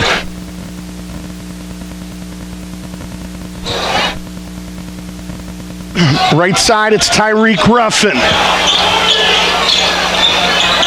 Play underneath against Hemphill, no, but he'll get 2. Took it right at Dunleavy. It looked like Indians were playing zone there. I'm not sure if it was Dunleavy or Dunn. They're going to charge it on Elijah Dunn, who came over to help. So it's his first. They get the foul on Hemphill, who picks up his second. First on the team in the third quarter. Hemphill to the line for 2, and the first one is up and in. Marcus Hemphill. Well, that's not right, Rick Cooper. Thank you. Put it on the wrong spot. Let's go to the right team. Free throws 5 and 6 for Groveport Madison. 4 of 5, make it 4 of 6, 67%, and punched out of there and finally grabbed by Elijah Dunn, and the ball goes out of bounds, and it's going to stay here. Hemphill over in a corner trying to save it. If they go man, it's going to be a tough matchup for Caden Dunleavy dealing with Marcus Hemphill at the block. He's going to have to get help. May mean Abusai gets in a little quicker. Underneath Dunn, tried to post up, lost it, but got it back. Bring it back out on the left wing. Darfus against Troy Hines. Dunleavy's three, no good, and punched out of bounds. It'll go out of bounds off Hemphill and stay here. Good hustle by the undersized Trey Robinson. Nothing small about Trey Robinson. 6 foot, strong, physical. Strongest and most physical player, but against Hemphill, he's kind of fighting for his life and battled and forces and gets the extra possession. Underneath Darfus against Hemphill. Blocked once, got it back, blocked, and they're going to get a foul on Marcus Hemphill. And I'll tell you what, sometimes the best way to deal with a guy who's hurting you offensively is to challenge him a little bit on the defensive end, and that's number 3 on Marcus Hemphill. And Darfus to the line. You got to have a guy that's got some guts and is willing to get in there and mix it up, even if they do block your shot. And Isaiah Darfus, the man for that job, took it right at him, got it blocked, went right back at him again. Second one is no good. So Darfus with 3, Codolo checks in, and they throw it away. They try to get it into him, intercepted by Dunleavy. Dunn, little 17-footer, no good, and Jaden Jordan comes down to grab the rebound. Quickly to Wagner. Wagner got the step and put it in. He is a major problem. Anybody in the top 10 in Division I that is watching this game tonight thinking about seeding, I guarantee they're looking at their roster saying exactly what are we going to do with this guy, because I have not seen very many people that can deal with him. As Troy Hines no at the other end and ripped out of there by Trey Robinson. Into the lane, Elijah Dunn, no, but he'll get 2.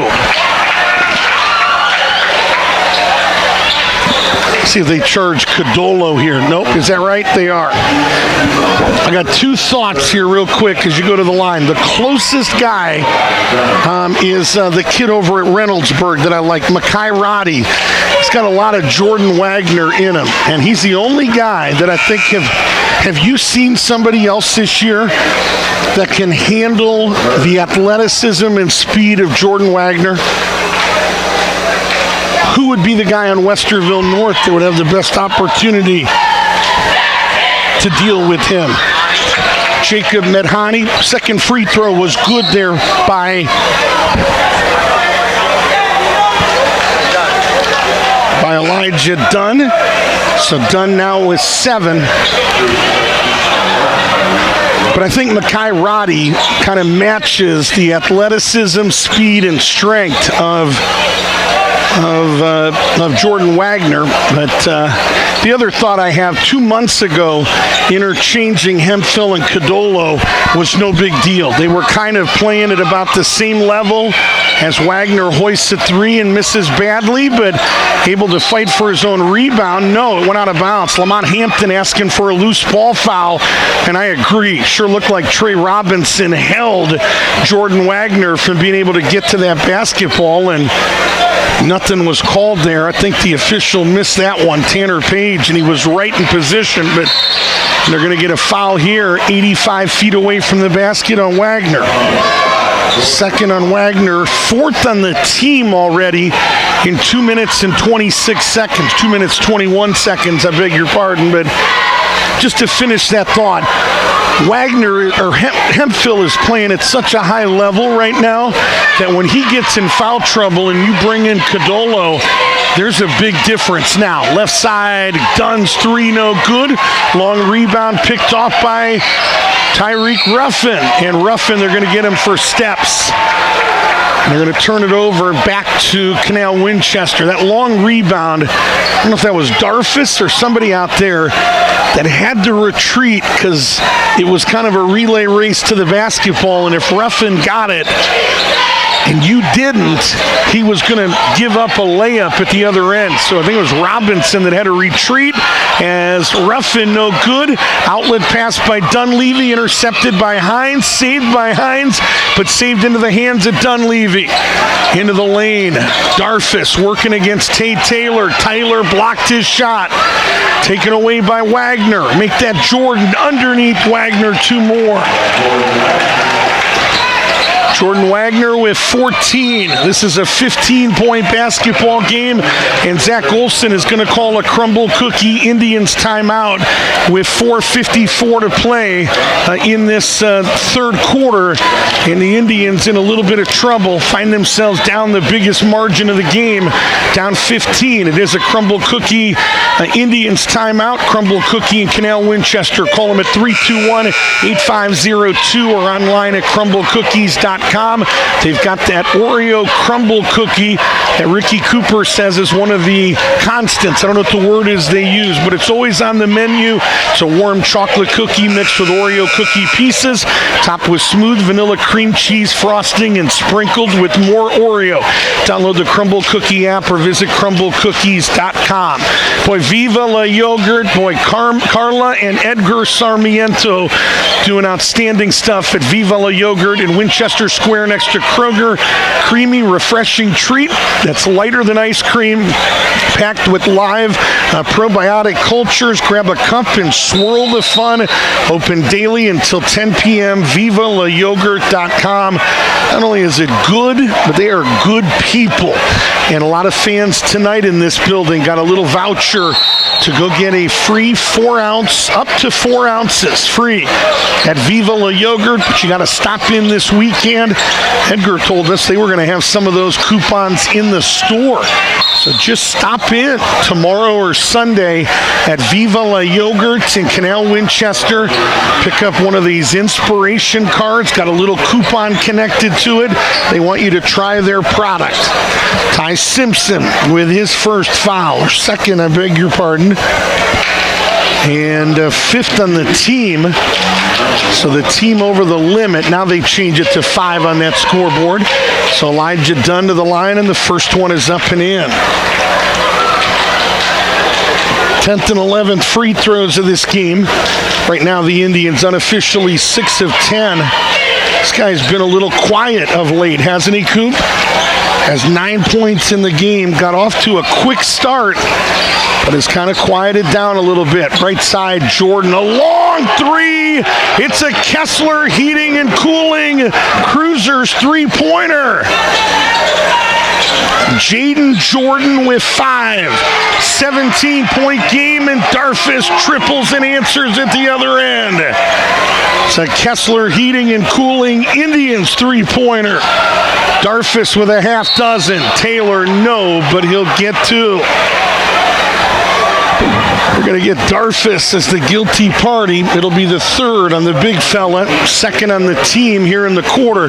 This is an interesting spot right now. Those of you that have watched the Cruisers all year, and early in the year when we started, it was Codolo and Hemphill together.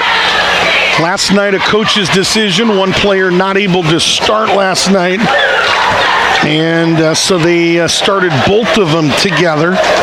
As another guy was not able to go, but I'm getting to a point here with my story. Now, you've got a point in this basketball game where neither guy is on the floor. Abu Sai is going to come in. Isaiah Darfus is going to sit down at least momentarily with 6 points and 3 fouls, but it's an interesting spot to bring in the sophomore from Indiana, talking about Tate Taylor, who hits 2 free throws and takes it right back up to a 16-point game. Cruiser 6 of 8 at the stripe, 75%. Codolo not in any kind of foul trouble is my point, and he's sitting on the bench as Dunleavy's runner is wide left, and the Cruisers looking to push again.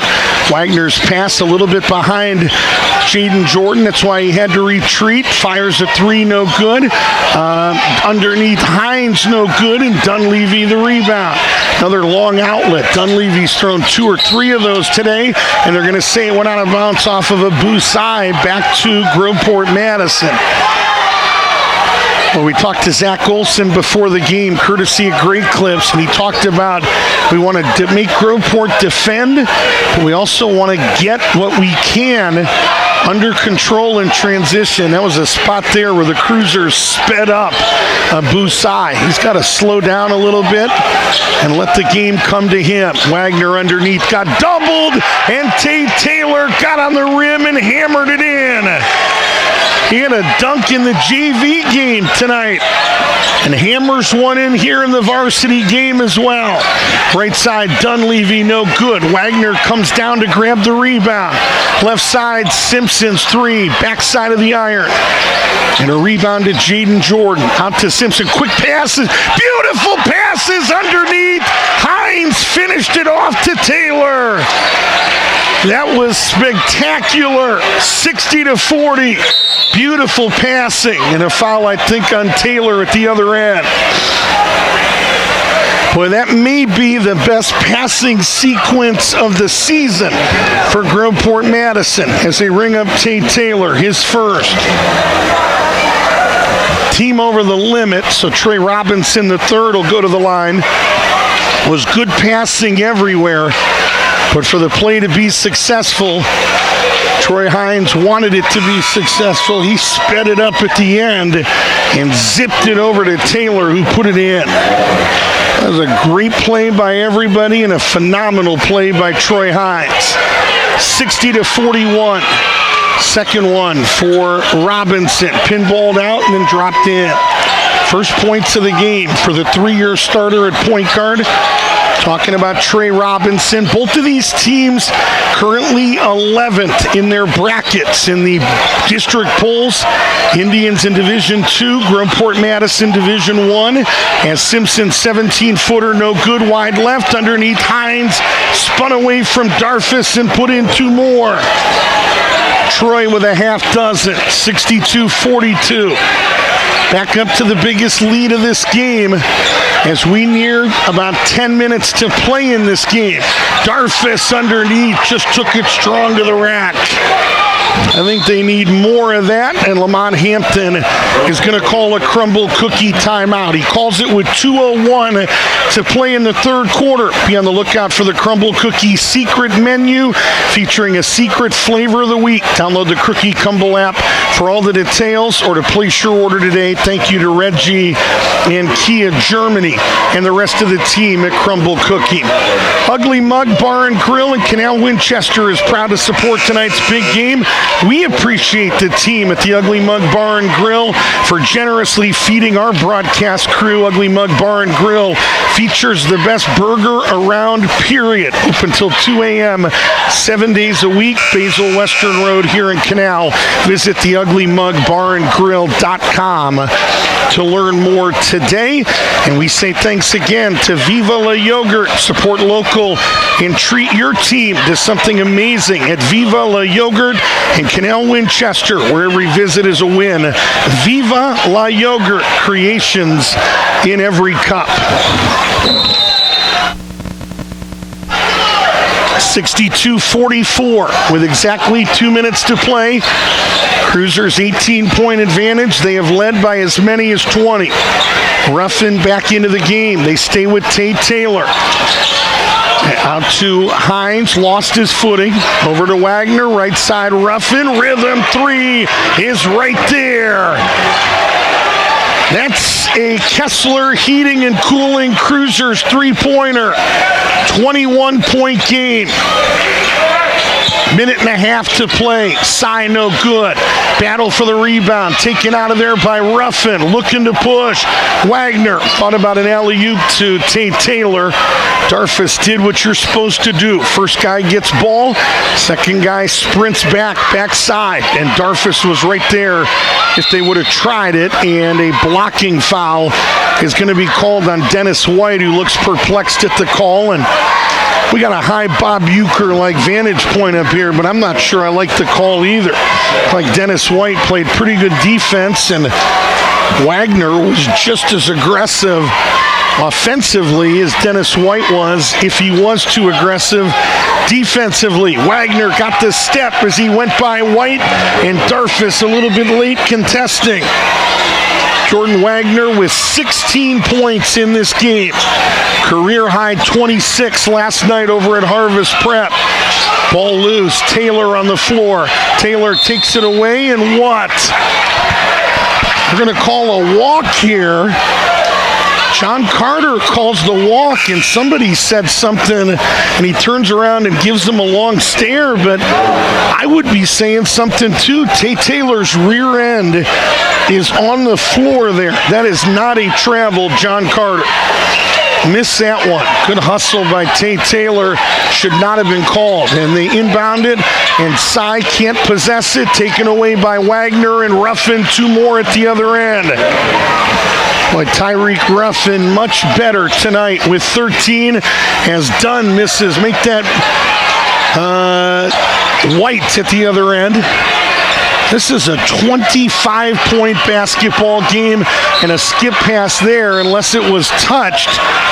And they're going to say no as that skip was off the mark, and it's going to go back to the Cruisers up 25. Wagner is going to sit down as Tro Glenn back in. So Ruffin, Glenn, Hines, Jaden Jordan, and Tay Taylor. Tay with his hands on his knees down there at the right block. Played big minutes in the JV game and getting an opportunity here and has taken advantage. 15 to play. Right side, Jordan's pull-up is right there. Boy, Jaden Jordan has played well off the bench. 27-point game, and Dunn beats the buzzer and puts it in. So Elijah Dunn with 11, but kind of a moot point at this point. Kind of feels like deja vu right here, Coop. It was up to 20 in the meeting back on January the 16th. And the lead right now is 25, 71-46. And the Cruisers dominate that quarter. 26-15. They win the third quarter. So they have put 53 points on the board in the last 16 minutes of basketball, and they have a commanding 25-point advantage as we head to the fourth and final stanza. One final time, we want to say thanks to White Knight Plumbing. They're a proud supporter of Cruisers and Indians Athletics, conveniently located in Groveport. White Knight Plumbing has been providing experts to assist with both business and residential plumbing needs throughout all of Central Ohio for more than 30 years. Maybe you're looking to remodel a bathroom or even build a new deck. They do that too. They're your go-to team for most home renovation services as well. Big thank you to Eric and Jenny Young and the rest of the team at White Knight Plumbing. They are conveniently located just outside Groveport, right by the Canal Rec Center. Call them at 859-4483. Visit whiteknightplumber.net. That website again is whiteknightplumber.net. And now Tanner Page must have dinner reservations tonight because he put that basketball down pretty quick coming out of the timeout to start the fourth quarter, and I'm not sure what happened there. What happened? Canal picked the ball up after he had put it down, thinking it was theirs. Instead, it's Groveport Madison. Jordan's three no good. Taylor fought for an offensive rebound but could not finish. Darfus the rebound. The Indians were down 20 in the first meeting, rallied and made it interesting. Taylor the steal and had it slapped loose at the other end. It'll stay here. Friday Night Hoops presented by First Service Federal Credit Union. Right in the heart of Groveport. Did you know that your checking account could be so much more? First Service Federal Credit Union with checking accounts with built-in warranties, cell phone protection, cash rewards, dividends, and the list goes on. Find out more by visiting firstcu.com. They get a loose ball foul here on Wagner. Make that Jordan trying to follow a shot. Third on Jordan, first on the team. Here comes Jordan Wagner as Tro Glenn will sit down. Boy, again, you look at Glenn's minutes are down tonight. Kofi Kadolo's minutes are down. Lamont Hampton tonight going with a lot more Jaden Jordan. Tate Taylor, I wouldn't even say a lot. It's the first time we've seen him in the rotation maybe all season, Coop. And obviously a lot of Marcus Hemphill and Jordan Wagner. Hemphill got a long break there after he had picked up a third foul. Indians in trouble here. 71-56. Good skip pass to Darfus. His three no good. And the rebound taken away by Ruffin, who goes to the other end for two. 15 for Tyreek. 27-point game underneath. Darfus laid it in. When Ruffin scored there, he was a guy that was just trying to pick the basketball up. One of the other guys for Canal, I think it was Dunn, was trying to dribble it. First thing you got to do in a loose ball is possess it, and that's all that was the focus of Ruffin. And once he possessed it, he turned on the jets and went right to the rim. 73-48, just underway here in the fourth quarter on Friday Night Hoops, presented by First Service Federal Credit Union, as Jordan attacked to the middle and tried to dump it off to Hines, and it's a good idea, but out of bounds. It'll go back to Canal. Canal right now with Caden Dunleavy, the senior, sophomore Dennis White, senior Elijah Dunn, senior Isaiah Darfus, and sophomore Abu Sai. They throw that pass behind there, the Indian, and just do get it across to beat the 10-second violation, as a three-pointer on that right wing is up and in. It's a Kessler Heating and Cooling Indians three-pointer. And all of a sudden, the lead down to 22. Little mini run here. Lamont Hampton kind of gesturing like a travel on the sidelines. That was the gesture, and basically trying to tell his guys, let's get going offensively a little bit here, as Dunleavy gets called for the foul. It's his second. First on the Indians here in this fourth quarter. Jordan Wagner will bring it in. Wagner played 10 games, I think, last year. Is they're going to get a bump? What do they say? Over and back. Going to give it back to Canal Winchester. Jordan Wagner last year, Rick Cooper, 10 games. That's right. 4.2 points, 1.6 rebounds, 1.2 assists. Had academic reasons that did not finish the year, but has done a good job in the classroom. And boy, he has been special in spots on the floor. And that's the word Harvest Prep will use. He was unguardable last night here in Canal Winchester at Harvest Prep. 73-51 as Dunn hits the floor hard on that right wing, and I think they got Jaden Jordan again. And they did. Team second non-shooting foul. Elijah Dunn kind of grimacing as his right wrist gives him trouble.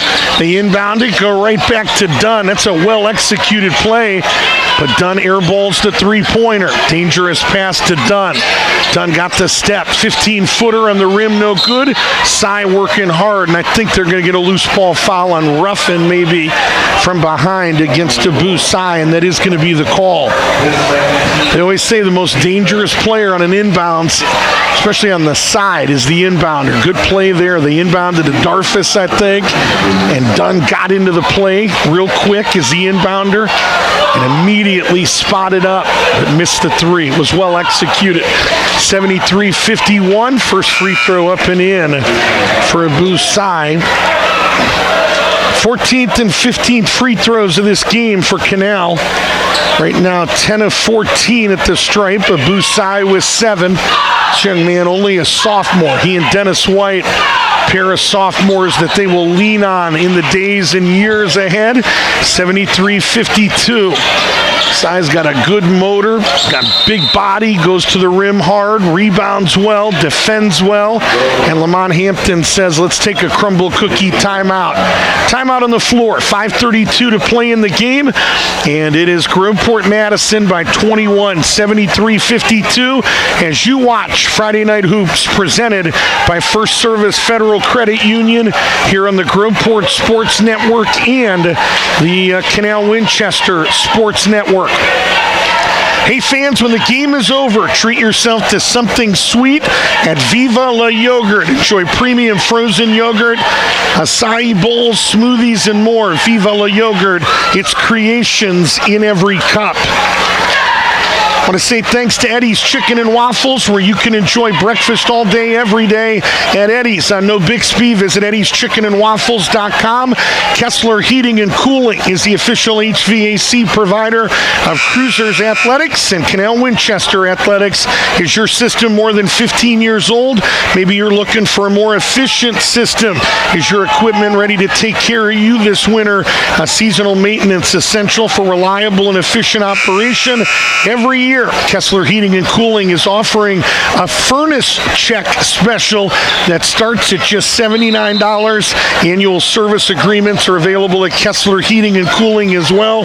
You can learn more about all of that by visiting KesslerHeating.com. Underneath, it's Codolo back in, and his shot off some penetration was blocked out of bounds by Isaiah Darfus, so it'll stay here. Looks like it's Jaden Jordan Coop, along with Codolo, Wagner, Simpson, and Izzy Codolo, right? Yes, it is. Lobbing it underneath to Kofi Codolo, who got big and strong and put it in. Kofi Codolo with his first 2 points, averages 6.4 points and a team best 8.3 rebounds. 5 minutes to play in this game. Second meeting of the year. Indians' final game in the regular season. They will play first in postseason 10 days from now. On the, 2nd of March, as Wagner on an extra pass put it in. 18 for Wagner. Lead right back up to 25. And a shot at the other end. Darfus for 2. Dozen for Isaiah Darfus.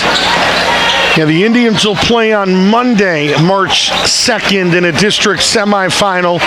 Cruisers will play on Tuesday in a district semifinal, as Jaden Jordan, kind of curling near the elbow, puts it in. He's got 9 points, 25-point game, 79-54. Dennis White, and a foul behind the timeline on Izzy Codolo. Foul on Izzy Codolo is his second. Cruisers, after that win last night, they were in the 14 spot, which would not have been good enough to get a first-round home game in the Division I tournament. But they jumped to number 11 after that win against Harvest Prep. So they have put themselves in a very good spot to get a home game on that Tuesday, March the 3rd. And done a one-handed pass deflected, taken away by Wagner, and Hines at the other end for 2 more. Troy Hines with 8. It starts with the one-handed pass by Dunn. And I think a timeout here maybe, or no? Or just a couple of substitutions. Cohen Speakman trying to get in the game. We have not called his name today. Dad Ryan played for Kent Riggs on that 2000 Final Four team that ended up losing to LeBron James and St. Vincent St. Mary. Jaden Jordan got called for the foul, his second, and the 5th on the team. Speakman still standing at the table. They're going to come in after this first free throw. Free throws 16 and 17 for the Indians. We have them unofficially 11 of 16. Abusai, 69% free throw shooter. Best field goal shooter on this team at 55%. Second one is no good. Pinballs around. Darfus to Dunleavy. Right side 3. Went over the backboard but did not hit any of the apparatus. They're going to let it play underneath. Sai crashing. And they're going to call a late loose ball foul on Abusai. I think it was the right call, but John Carter, like a lot of officials we've seen this year, the dramatic pause there. Abusai had already plowed him over. The kid was already into the wall. And they finally call it on Abusai. Underneath, little turnaround. Is that Tate Taylor again, Coop? Nope, that's Shepard. And could not finish. And Canal gets the basketball. And I think they're going to get a loose ball foul here on the Cruisers. And Abusai with a little bit of velocity walking to the other end. And it'll be Melvin Shepard. He told us the other night, was asking where he needs to improve. And he said, with my fouls, is what Melvin Shepard said. He said, I foul a lot, is what the super sophomore Melvin Shepard said. Commits the foul here, 26-point game. Lancaster Sporting Goods postgame show is coming up as the first free throw is up and in for Abu Sai. 9 points in this game. 3 minutes, 20 seconds to play. Our final basketball broadcast of the year. Second one good again. Abu Sai into double digits with 10. And here comes Ty Cooper as Troy Hines will sit down. 3:20 to play. Ty Cooper, the 6-foot senior guard that battled a broken ankle, a sprained ankle. Just got cleared. Practiced for the first time, I think, on Monday, didn't he? I think that's the story. Was available last night. And second game back. Left baseline, it's Jordan. His three no good. Good offensive rebound by Shepard. Shepard underneath. Had it taken away into the hands of Trey Robinson. We near 3 minutes to play. Cruisers are going to go to 11 and 10. The Indians are going to finish up the regular season at 8 and 14. Side dribbling the baseline over to Robinson. Under 3 minutes to play. Underneath Cohen Speakman that has checked in.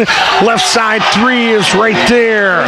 Boy, you look at Abu Sai, it's a Kessler Heating and Cooling Indians three-pointer, and you say this guy must just rebound and defend.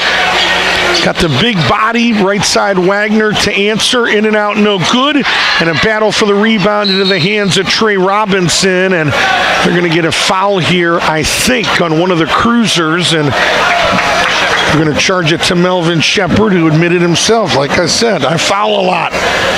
Third on Shepard, team over the limit, but no idea where I was going with that story. Do you remember where I was going with that story? I don't know. Anyway, final broadcast for us. It's been fun this year. We love doing this.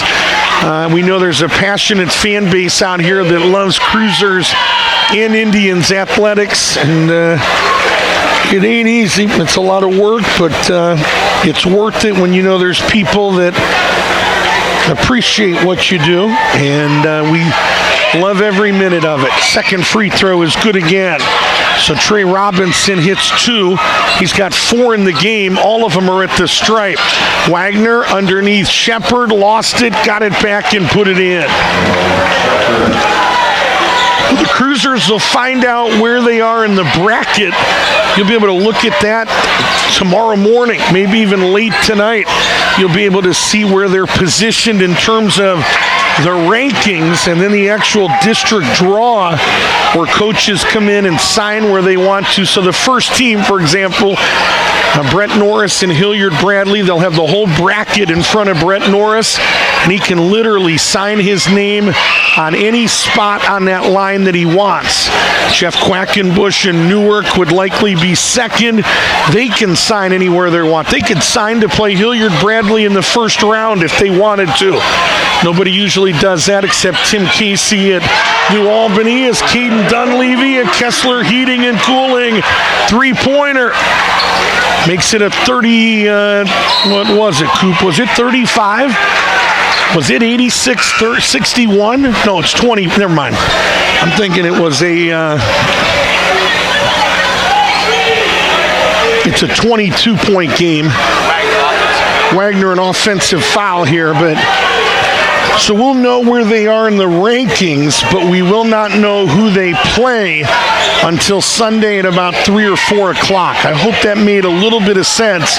High school basketball does it so differently than any other level. March Madness has Dunleavy firing a 3, no good.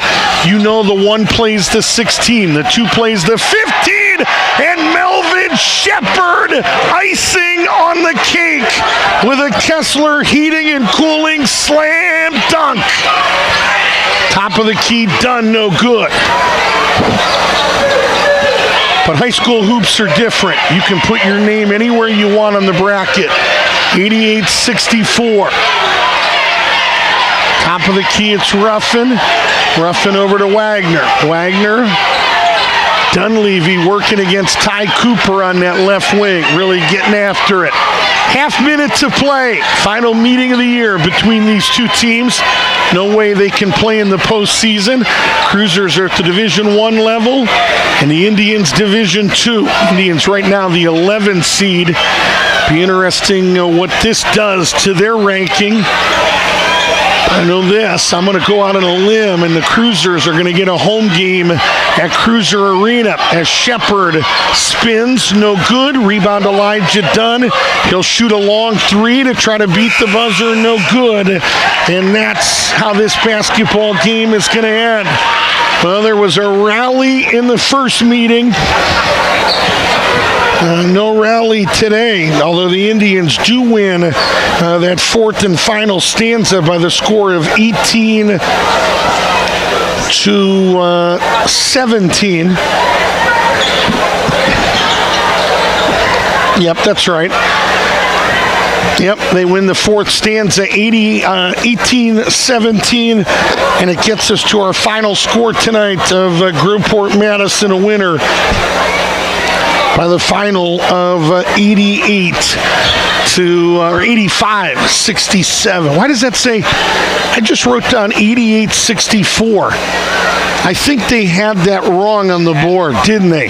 They took 3 off the Cruiser score and gave Canal 3. So everything that I just told you, 85-67, means that Canal won that last stanza 21 to 14, right? They won it by 7. It was 25. Now, yep. So disregard everything I just told you, and I'm going to blame it entirely on the folks running the scoreboard that just changed things a little bit. So the Indians do win that final quarter 21-14, but the Cruisers win the game. They sweep the season series. They have now won 7 in a row in this series against Canal Winchester, and the Cruisers go to 11-10 on the year. The Indians drop to 8-14. Canal now 5-5 here at this gymnasium this season, and the Cruisers now have won 5 of their last 7 games. They're now 6-5 on the road this year, and they are 8-8 since the 1st of January. And as we said, they are going to get a first-round home game, barring some kind of. If they would have lost this game, there were a couple of teams right behind them in terms of percentage points, but I don't see it at this point. I think they're going to play a game on that Tuesday, March the 3rd at Cruiser Arena. It would be a 7 o'clock game, not 7:30, and they'll know their opponent in less than 48 hours with that district draw on Sunday afternoon at 2 p.m. I want to say thanks again to Eddie's Chicken and Waffles. Right now they've got a great chicken wing deal, 50 whole wings, $54.99. Call them at 829-7770 or visit eddieschickenandwaffles.com. We say thanks again to Flyers Pizza. They're the official pizza of Cruisers Athletics. Enjoy an Old World pepperoni or a bomber pizza. Add on some boneless wings and one of their fresh salads to complete your family's meal. Flyers Pizza and Subs is the official pizza of the Groveport Sports Network. And one final time, a big thank you to Logan Marburger with Remax One, a Cruiser alum, a Cruiser baseball player that is not just in it for the transactions, wants to earn your trust, create relationships, and help individuals and families achieve their dreams. He has the experience and resources necessary, whether you plan to buy or sell. Visit Logan-Marburger.remax.com. Beth and Ron Ireland at Ireland Spa, tonight's spa of the game, named a top 5 spa in Columbus, ready to help you relax, refresh, renew. Visit IrelandSpa.com, and please allow me one more to say thanks tonight to Jersey Mike's. Whether you need subs by the box, subs by the bag, or personal box lunches, they are perfect They're catering for your next big game day event, conveniently located on Gender Road. Visit jerseymikes.com for more details. The final score tonight, Groveport Madison a winner 85-67. The Cruisers go to 11-10. The Indians drop to 8-14. We'll talk about it on the Lancaster Sporting Goods postgame show. That's coming up next. This is the Groveport Sports Network.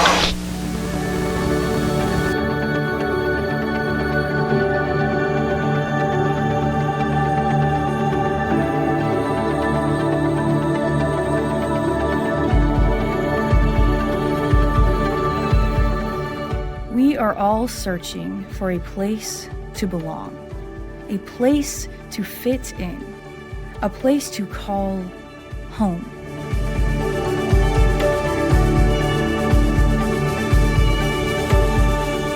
We long for solid ground that allows us to grow far beyond our dreams, seeking guidance as we navigate life's lessons.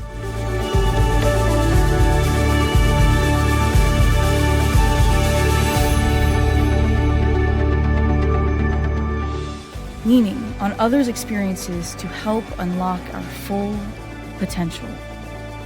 Desiring authentic relationships, meaningful conversations, people to push us to success. Striving to define our purpose, find our mission, and following God's calling to change the world.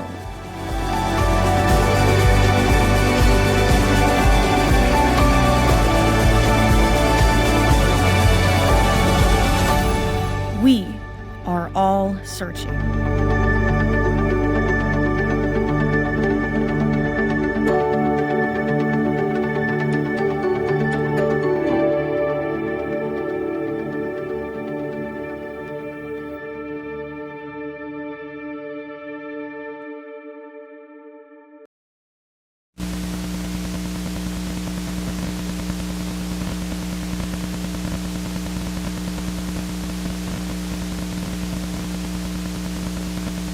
Is one of hope. Since 1896, every day of every year, Volunteers of America has been feeding the elderly, helping troubled youth, sheltering the homeless, and restoring hope to more than 1 million people a year. Find out what you can do. Call 1-800-899-0089 or visit volunteersofamerica.org.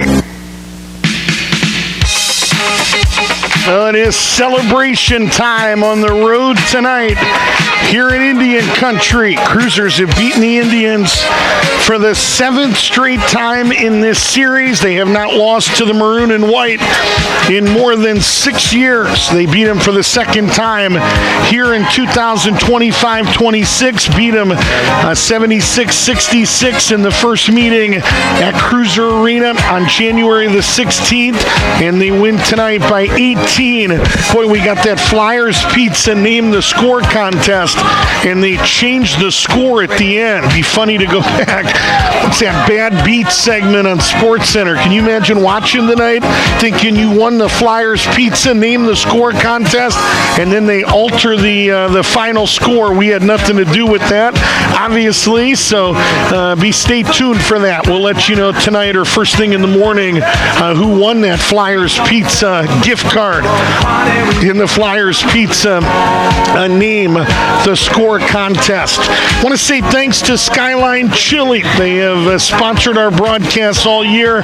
They've got that new Skyline Chili Coney kit, and it's Skyline Conies just the way you like them. They give you a kit with 24 conies with all the ingredients conveniently and carefully packaged on the side, so you build your coney just the way you want it. No advance order is required. Visit the Skyline Chili in Canal, Winchester to pick up your Skyline Chili Coney kit today. Big thank you to Evan and Chloe and the rest of the team at Skyline Chili. So, again, we welcome you back to Friday Night Hoops. They are presented exclusively by First Service Federal Credit Union, serving your community since 1956. The dedicated and friendly staff will help you meet your everyday banking and long-term goals. Switch for the savings, stay for the service. Find out more by calling 833 866-336-0100 or by visiting firstcu.com. Coop, I want to say thanks again to Kessler Heating and Cooling. They sponsored every slam dunk and three-pointer tonight, whether commercial or residential. You can count on the team at Kessler Heating and Cooling on Basil Western Road in Canal. Visit Kessler Heating and Cooling, KesslerHeating.com, I should say, to learn more. They're the official HVAC provider of Cruisers Athletics, Canal Winchester Athletics, and Pickerington Central Athletics on the Pick Central Sports Network. We welcome you to the Lancaster Sporting Goods post-game show while we wait on tonight's Ohio Christian University Player of the Game. Why don't we take a look at tonight's Buffalo Wild Wings post-game stats? Try the Pick 6 for $19.99 at Buffalo Wild Wings. Choose 2 appetizers, 2 entrees, and 2 soft drinks, all for just $19.99. Mix and match and enjoy Pick 6 at Buffalo Wild Wings in Grove City, Hilliard, and Grandview. Let's celebrate. Okay, let's take a look at tonight's Buffalo Wild Wings post-game stats. We will start first tonight with the Indians from Canal Winchester. They had 6 different players score tonight. 5 of them finished in double digits, so pretty good balance tonight. It was Boo Sai that ended up leading them with 15. They get 13 from Caden Dunleavy, who played well tonight. Thought Dennis White was fantastic early, but they held Dennis to only 3 points in the final 16 minutes. He finished with a dozen. Lamont Hampton, a really good job tonight on Elijah Dunn. 6 in the first half, 5 in the second. He's a guy that usually you know what he's doing, where he's doing it at all times, and tonight kind of a quiet night as he finishes with 11, and they get 11 tonight from somebody else. Who's that other somebody? Rick Cooper. 12 tonight for Isaiah Darfus tonight. And the Cruisers 14 of 21 at the charity stripe tonight for 67%. For Groveport Madison tonight, as we take a look at tonight's Buffalo Wild Wings post-game stats, 9 different players scored tonight. 18 points to lead the way for Jordan Wagner. Just another solid effort for the 6'3" sophomore guard. They get 15 tonight from Tyreek Ruffin. They get 14 tonight from Marcus Hemphill, who is playing about as well as a forward can play in terms of basketball right now. He has been solid. We said ever since he got his 1,000th point was an emotional night, and Hemphill has really played well. So he's in double digits tonight. 15 for Ruffin, 18 for Wagner, 14 for Hemphill, and then a bunch of guys in that 8 to 9 points. Jaden Jordan has 9, Troy Hines has 8. They get 5 tonight from Melvin Shepard, 2 from Izzy Cadolo, 2 from Kofi Cadolo, and 5 from Tyre Simpson. Cruisers unofficially 6 of 8 at the charity stripe tonight for 75%. Indians led 20-18 at the end of 1. Cruisers put 27 points on the board in the second quarter, and they took a 45-31 lead at the break. The Cruisers put another 26 on the board in the third, 26-15 third quarter. They opened up a 71-46 advantage. The Indians, after they altered the score there at the end, they had a 21-14 advantage in the fourth and final stanza, and it gets us tonight to our final score of Groveport Madison 85 and Canal Winchester 67. Those are tonight's Buffalo Wild Wings post-game stats before or after the game. Buffalo Wild Wings is the perfect place for all.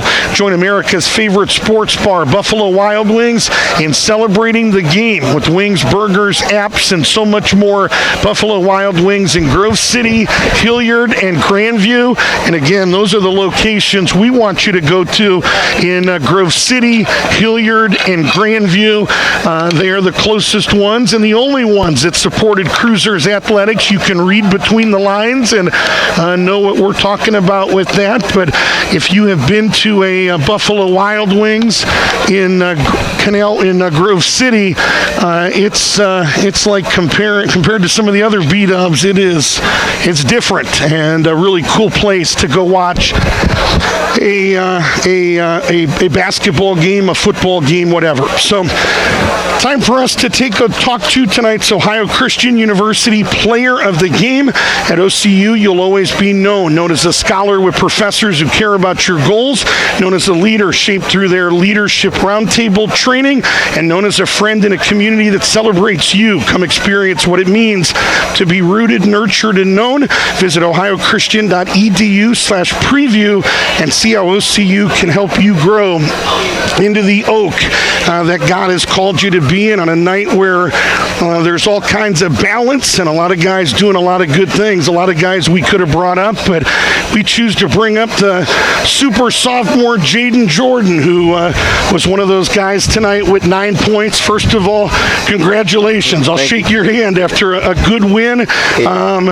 You sweep this series with Canal. Let's just start with that. Got to be a good feeling to beat your rival. Talk about that. Yeah, I feel like I'm just give glory to God, and knowing that I wasn't able to play the first time against because the incident took place. But I feel like us as a team is coming back, getting back together, like just in general.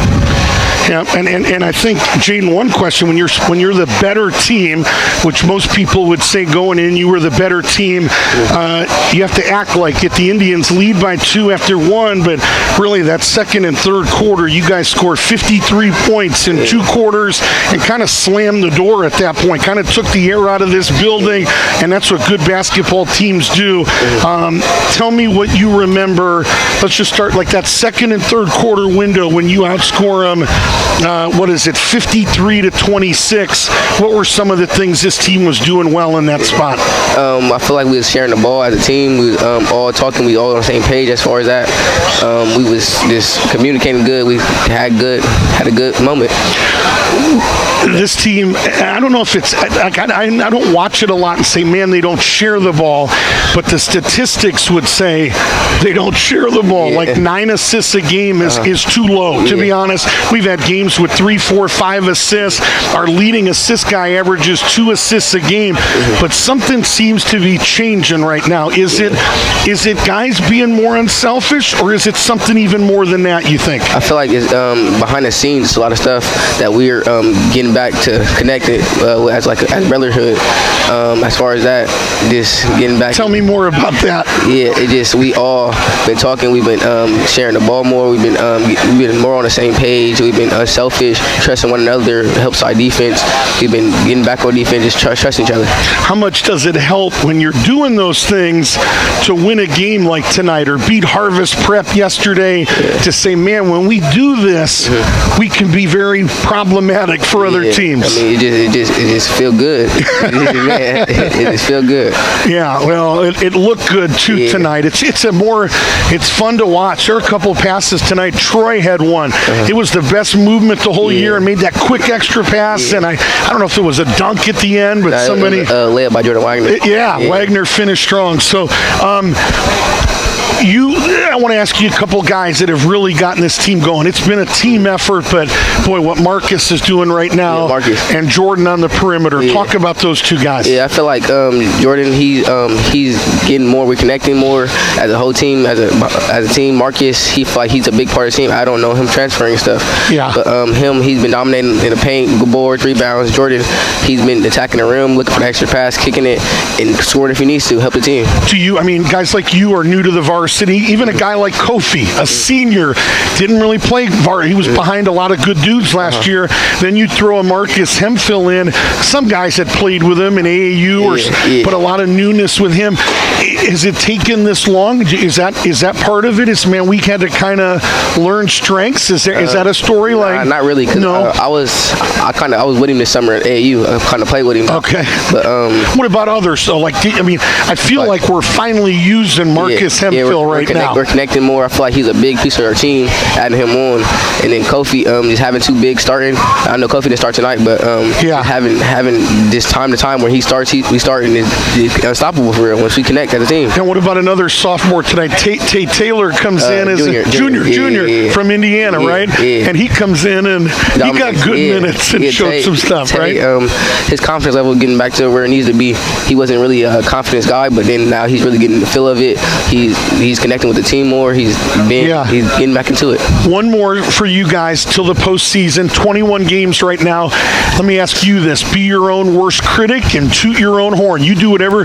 Give me both of them. How does Jaden Jordan look different today than you did at the start of the year back on the 5th of December at Newark? Newark. I feel like that game, Newark game, I didn't do bad, but I was still getting to it. I was nervous. I was hesitant. I wouldn't say I was scared, but I was timid. I would just hesitate. So now I feel like, it's my first year on varsity. Just now, I'm playing now, getting the feel of the game, slowing down, calming down, breathing. I took that break. Incident took place. I was kind of the first couple of games we played at Owen Tangi. I was kind of off my body. Now I'm trying to just focus on my body, getting back right. Getting shots up. I'm getting my shot back right. It's still off now and on. So I've been working on attacking the rim. I looked at my stat line. It was off. I shot 0 free throws. My 3-point percentage was bad. So now I'm working on attacking the bucket, making an extra pass, dumping it down, and then just playing my role as far as a basketball player. Is that easy? That's the one thing that I hear, Coach, man, it's hard in 2026 to get kids, this isn't just a Groveport comment, anywhere to embrace a role. Like right now, your role, you're 3rd, 4th, 5th, 6th score. Some nights you might be the 8th. How easy is that for you, and how easy is it for these guys to say, man, if Marcus goes for 30 and we win, that's all I care about right now. What do you see with this group? With you? Yeah, I see with this group. If we see another person get going, we keep feeding that person. We keep giving him the momentum, because once that person gets it, then they're going to look to double team him. Then he's kicking it out. Then once he's kicking it out, they're going to be worried about that. So then once they're worried about that, we can make the extra pass, and it just gets the good rhythm and flow of the game. Well, there's a lot of different guys that can beat you for sure with this team.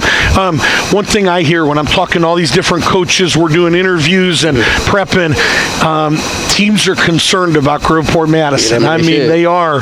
The word is dangerous. There was one coach that went really, really far last year in the tournament. I'll leave it at that. And he got on the phone with me the other day, and he said, Coop, the only team, or the team I'm most scared about after the 10 spot, the only one I'm scared about is Groveport Madison. And I think he's not the only one. I think there's others. There's a lot of people that look down on us and stuff like that. We keeping back up. We're gonna be that team to come back and stab you in the back when we're here. That's what we're gonna be for sure. You did some stabbing tonight. What about last night? The fun factor, that was the wildest game that I didn't even call it, but just being in there to get that win. How much does that jumpstart this team a little bit? That win last night just set us off. We ready. We're here. We got the momentum, the energy. I feel like us playing last night gave us that momentum swing. We got that knowing that they beat Pick, and then we had a target on their back. We needed that win to kick off our confidence. So us going to that game, we had that momentum, then we kind of went down.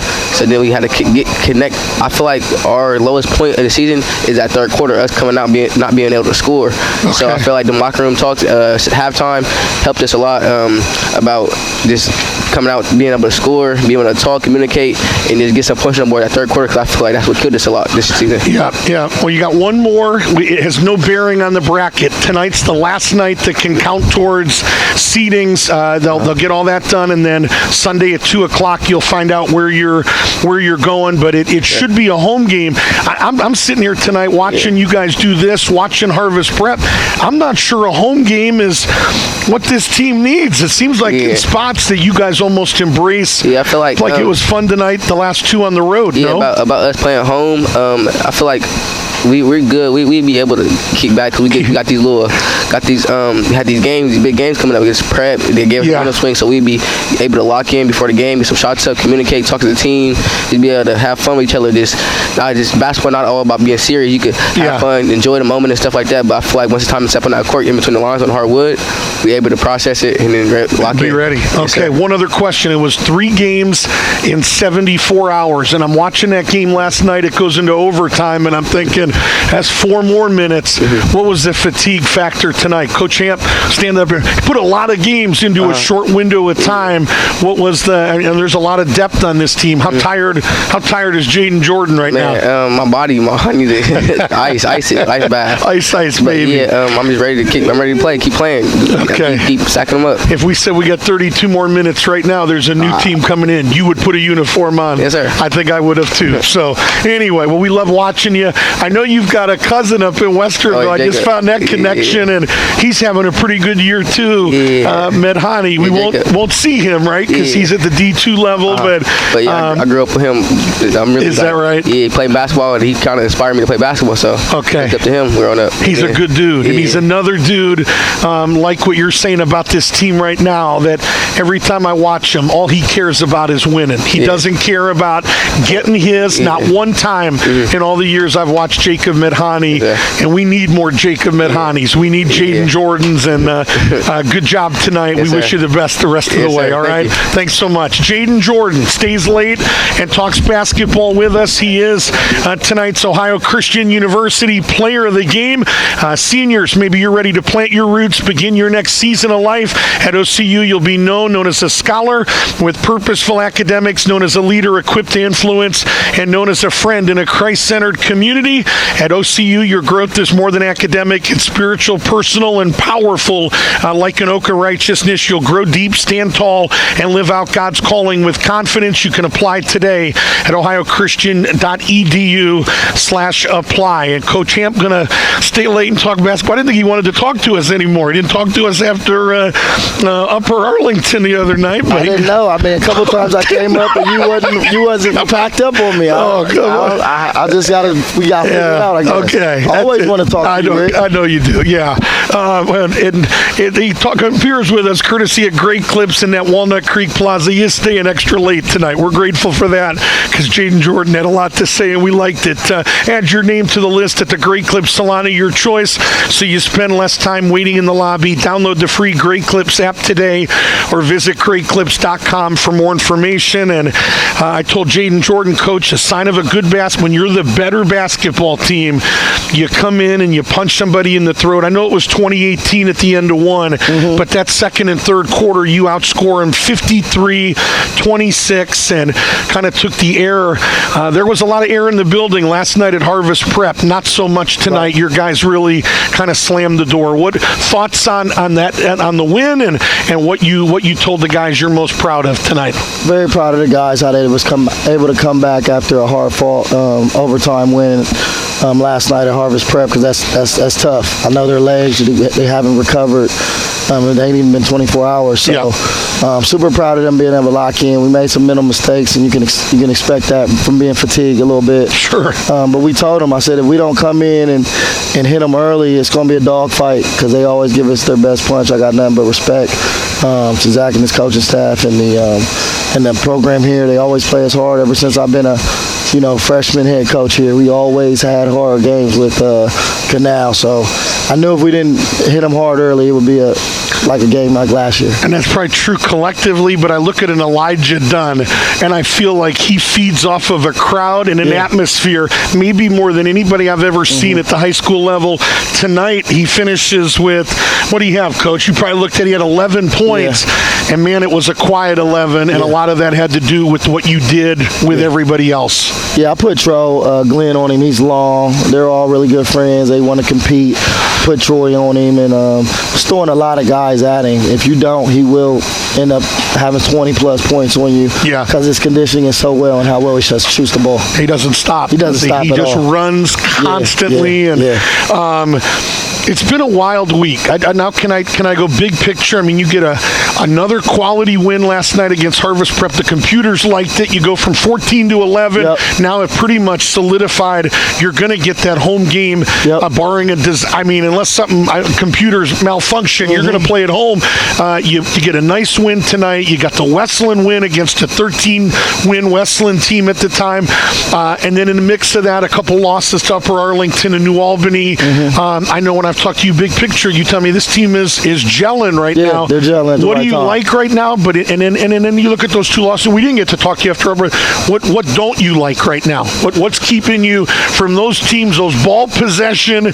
What didn't you like in those 2 games collectively? I loved how we played at Upper Arlington. We played together, and we just fell short against a great Upper Arlington team in a hostile environment. It's hard to win up there. I think a couple turnovers. We had a turnover at the very end. We was down 4. They come down, hit a 3, and then after that, they're going to hold the ball and make sure they take care of it. They can make free throws. So I really wasn't disappointed. I'm only disappointed of the loss, but we played well and we got better that game. I feel like we got better that game, and of course Harvest Prep as well. Yeah, that's always a question I ask you, and and I ask the players even. Did you take a step forward? Yeah, I feel like we did. Do you feel like that night in and night out? All right, I'm going to give you I want you to elaborate. One thing that Jaden said a couple times, he said, we're not playing as selfish right now. Right. And I just want you, like the assist, I just feel like in the last 2 or 3 games we've done, there have been more passing, better passing than the whole year, and we've been critical at times, like 9 assists per game for a team. In our opinion, that's not enough for a good basketball team. No. But something seems to be changing. Right. You're the CEO. Is it merely less selfish play, or is it more? Are they just doing them? I don't know if you always want to attribute it to selfishness. Is it execution? It's not selfishness. We have really talented basketball players on our team, Rick, and we're a young team. We have some. We got a lot of seniors, but we have just a few seniors that was on that district championship team last year. So we have a lot of young guys. We got a lot of sophomores. We got a lot of talent. So sometimes we try to play more hero ball than being selfish, thinking they can put the team on their back. And it's not a bad thing, because you're going to need guys like that in the tournament. Sure. The people that go far in the tournament, they have guys like that can make plays at the end of the game. So it has to be a balance. I think we would have a lot more assists if we was knocking down the 3-ball a lot. We've got a lot of wide open threes this whole season and missed a lot of them. Yep. So we make them, our assists go way up. That's true. As well said. I know there's police down here, athletic directors, so I have a feeling they want us out of here, but I want to ask you, Marcus Hemphill right now, Jordan Wagner, that duo right now they've been off the charts right now. Can you tell us what's going on with those guys? Because I tell you, every time I watch, nobody's got an answer for either of them. Yeah, Marcus is just a monster down there. He's a 1,000-point scorer. He knows how to score. He knows how to play. Plays high-level basketball. AAU, great football player, great athlete, and he's a very unselfish and high IQ guy. So he's going to be productive wherever he's at. So I'm just lucky to have him. He came home, and then J-Man, Jordan Wagner. He's just a phenomenal talent, and I'm glad he's here. He's learning. He's getting a lot better defensively. We know he can score. He's gotten a lot better defensively within a month. He's turning into an elite defender. He showed that in the Westland game against those 2 really, really talented guards. He stayed in front of them the entire night. So I told him that I seen he can do that. I'm expecting that every night. You told us about 3 weeks ago, you said, I'm trying to teach him that the 3 is what they want you to do. Boy, the last couple of games, when he's gone to the rim, nobody can stay in front of him. I mean, there's nobody. Nobody can. I don't. So what I like about him, Phil. Can you give me a nugget on this? He's in the midst of these powerful dunks and big blocks, you got some guys, a little bit of roller. He's pretty even keel. At least that's how he comes across on the floor. And you need guys like that in the tournament too, in big games, don't you? That kind of can be a stable. Yeah, absolutely. A stabilizing force. He's just even keel. He doesn't get too high, he doesn't get too low, and it's infectious. He picks guys up when they're down. And he's just always talking. Yeah. You almost think he's a professional athlete, how he approaches the game and approaches his business. Interesting. I tell you, when he came up and we interviewed him, I'd never spoken to him before. He was a phenomenal interview. Yes. He was well-spoken and knows what he's doing, and is a fine young man. And as you said, good to have him come home. So Sunday afternoon, last question, I promise. I know we got Grove City Tuesday senior night, but I got people Sunday afternoon. How do you handle that? And since COVID, nobody gets together as coach. What will you do with your coaches? Will that just be in the coach's office? It's always in the coach's office, and we'll be on the Zoom or whatever we do with everybody else. we'll, we have a game plan. We get there a couple hours before, we game plan and see which spots, see which teams we possibly could play and go from there. I know there's there's no going to Wittenberg this year. They've gotten rid of that 5th district champ. It's all done at the fairgrounds, and only 4 district champions this year instead of 5, right? I'm kind of talking, I got D2 on my mind, but that's, so I don't know what that means, but you'll be, I guess, playing closer to home, which is a good thing, I guess. So, no more charter buses. But Wittenberg was pretty good to us. Absolutely. Pretty good, too. So, anyway, thanks for staying late. Thank you, Rick. Congratulations. Appreciate you, Coach. No Lamont Hampton, staying late, and appreciate every moment we get with the Cruiser head coach. He does appear courtesy of Great Clips, where you can add your name to the list at the Great Clips salon of your choice, so you spend less time waiting in the lobby. You can download the free Great Clips app today or visit greatclips.com for more information. Cruisers finish up the regular season Tuesday night against Grove City, 7:30. It's senior night. The Indians are done in terms of regular season. They'll begin their postseason run. D1 postseason begins Tuesday, March 3rd at 7 p.m. District semis. The higher seed will host. Division 2 actually starts the day before on Monday, March the 2nd. Those are played again at the higher seed. With the loss tonight, we would expect that the Indians will be on the road for that district semifinal. That'll begin 7 p.m. For both of those games, and district finals, if you're looking ahead just a little bit, for Division 2, Canal Winchester. 2 of them are going to be played at Mount Vernon Nass Thursday, March 5th. 2 of them will be played at Taft Coliseum, 6 p.m. and 8:15 at both sites. Division 1 district final for Groveport Madison would be on Saturday, March the 7th. So, and they're basically going to play district finals all day on Saturday, March the 7th. So Cruiser fans, you would play on Tuesday, March the 3rd, and with a win, you would play Saturday, March the 7th. We believe the Tuesday, March 3rd will be a home game, and we can tell you with certainty that March 7th would be somewhere between 10 a.m. and 8 p.m. at Taft Coliseum. So that's what we can tell you about that. This is our final basketball broadcast of the year, and we have enjoyed every moment of it. If you've enjoyed it half as much as we have, then it's been a success. Our softball coverage, Chris Downing may be listening tonight, begins Wednesday, April 1st at Newark. 6 games. Wednesday, April 1st at Newark, April 8th at Reynoldsburg, April 15th against these Indians, April 16th home against Newark, April 23rd home against Reynoldsburg, and April 27th at Pickerington Central. Want to say thanks as we begin to wrap up to both of the head coaches, Lamont Hampton and Zach Olson. Thanks to Canal Winchester assistant coach Reed Hugas. Thanks to Jaden Jordan, tonight's Ohio Christian University player of the game. Thanks to Groveport Madison athletic supervisor Tommy Snyder and Canal Winchester AD Jacob Ramsey. Big thank you to Edgar and Carla Sarmiento and the rest of the team at Viva La Yogurt. Looking for a winning treat? Head over to Viva La Yogurt in the Winchester Square Shopping Center near the Canal Winchester Kroger for premium frozen yogurt, 65 plus toppings, refreshing smoothies, and delicious acai bowls.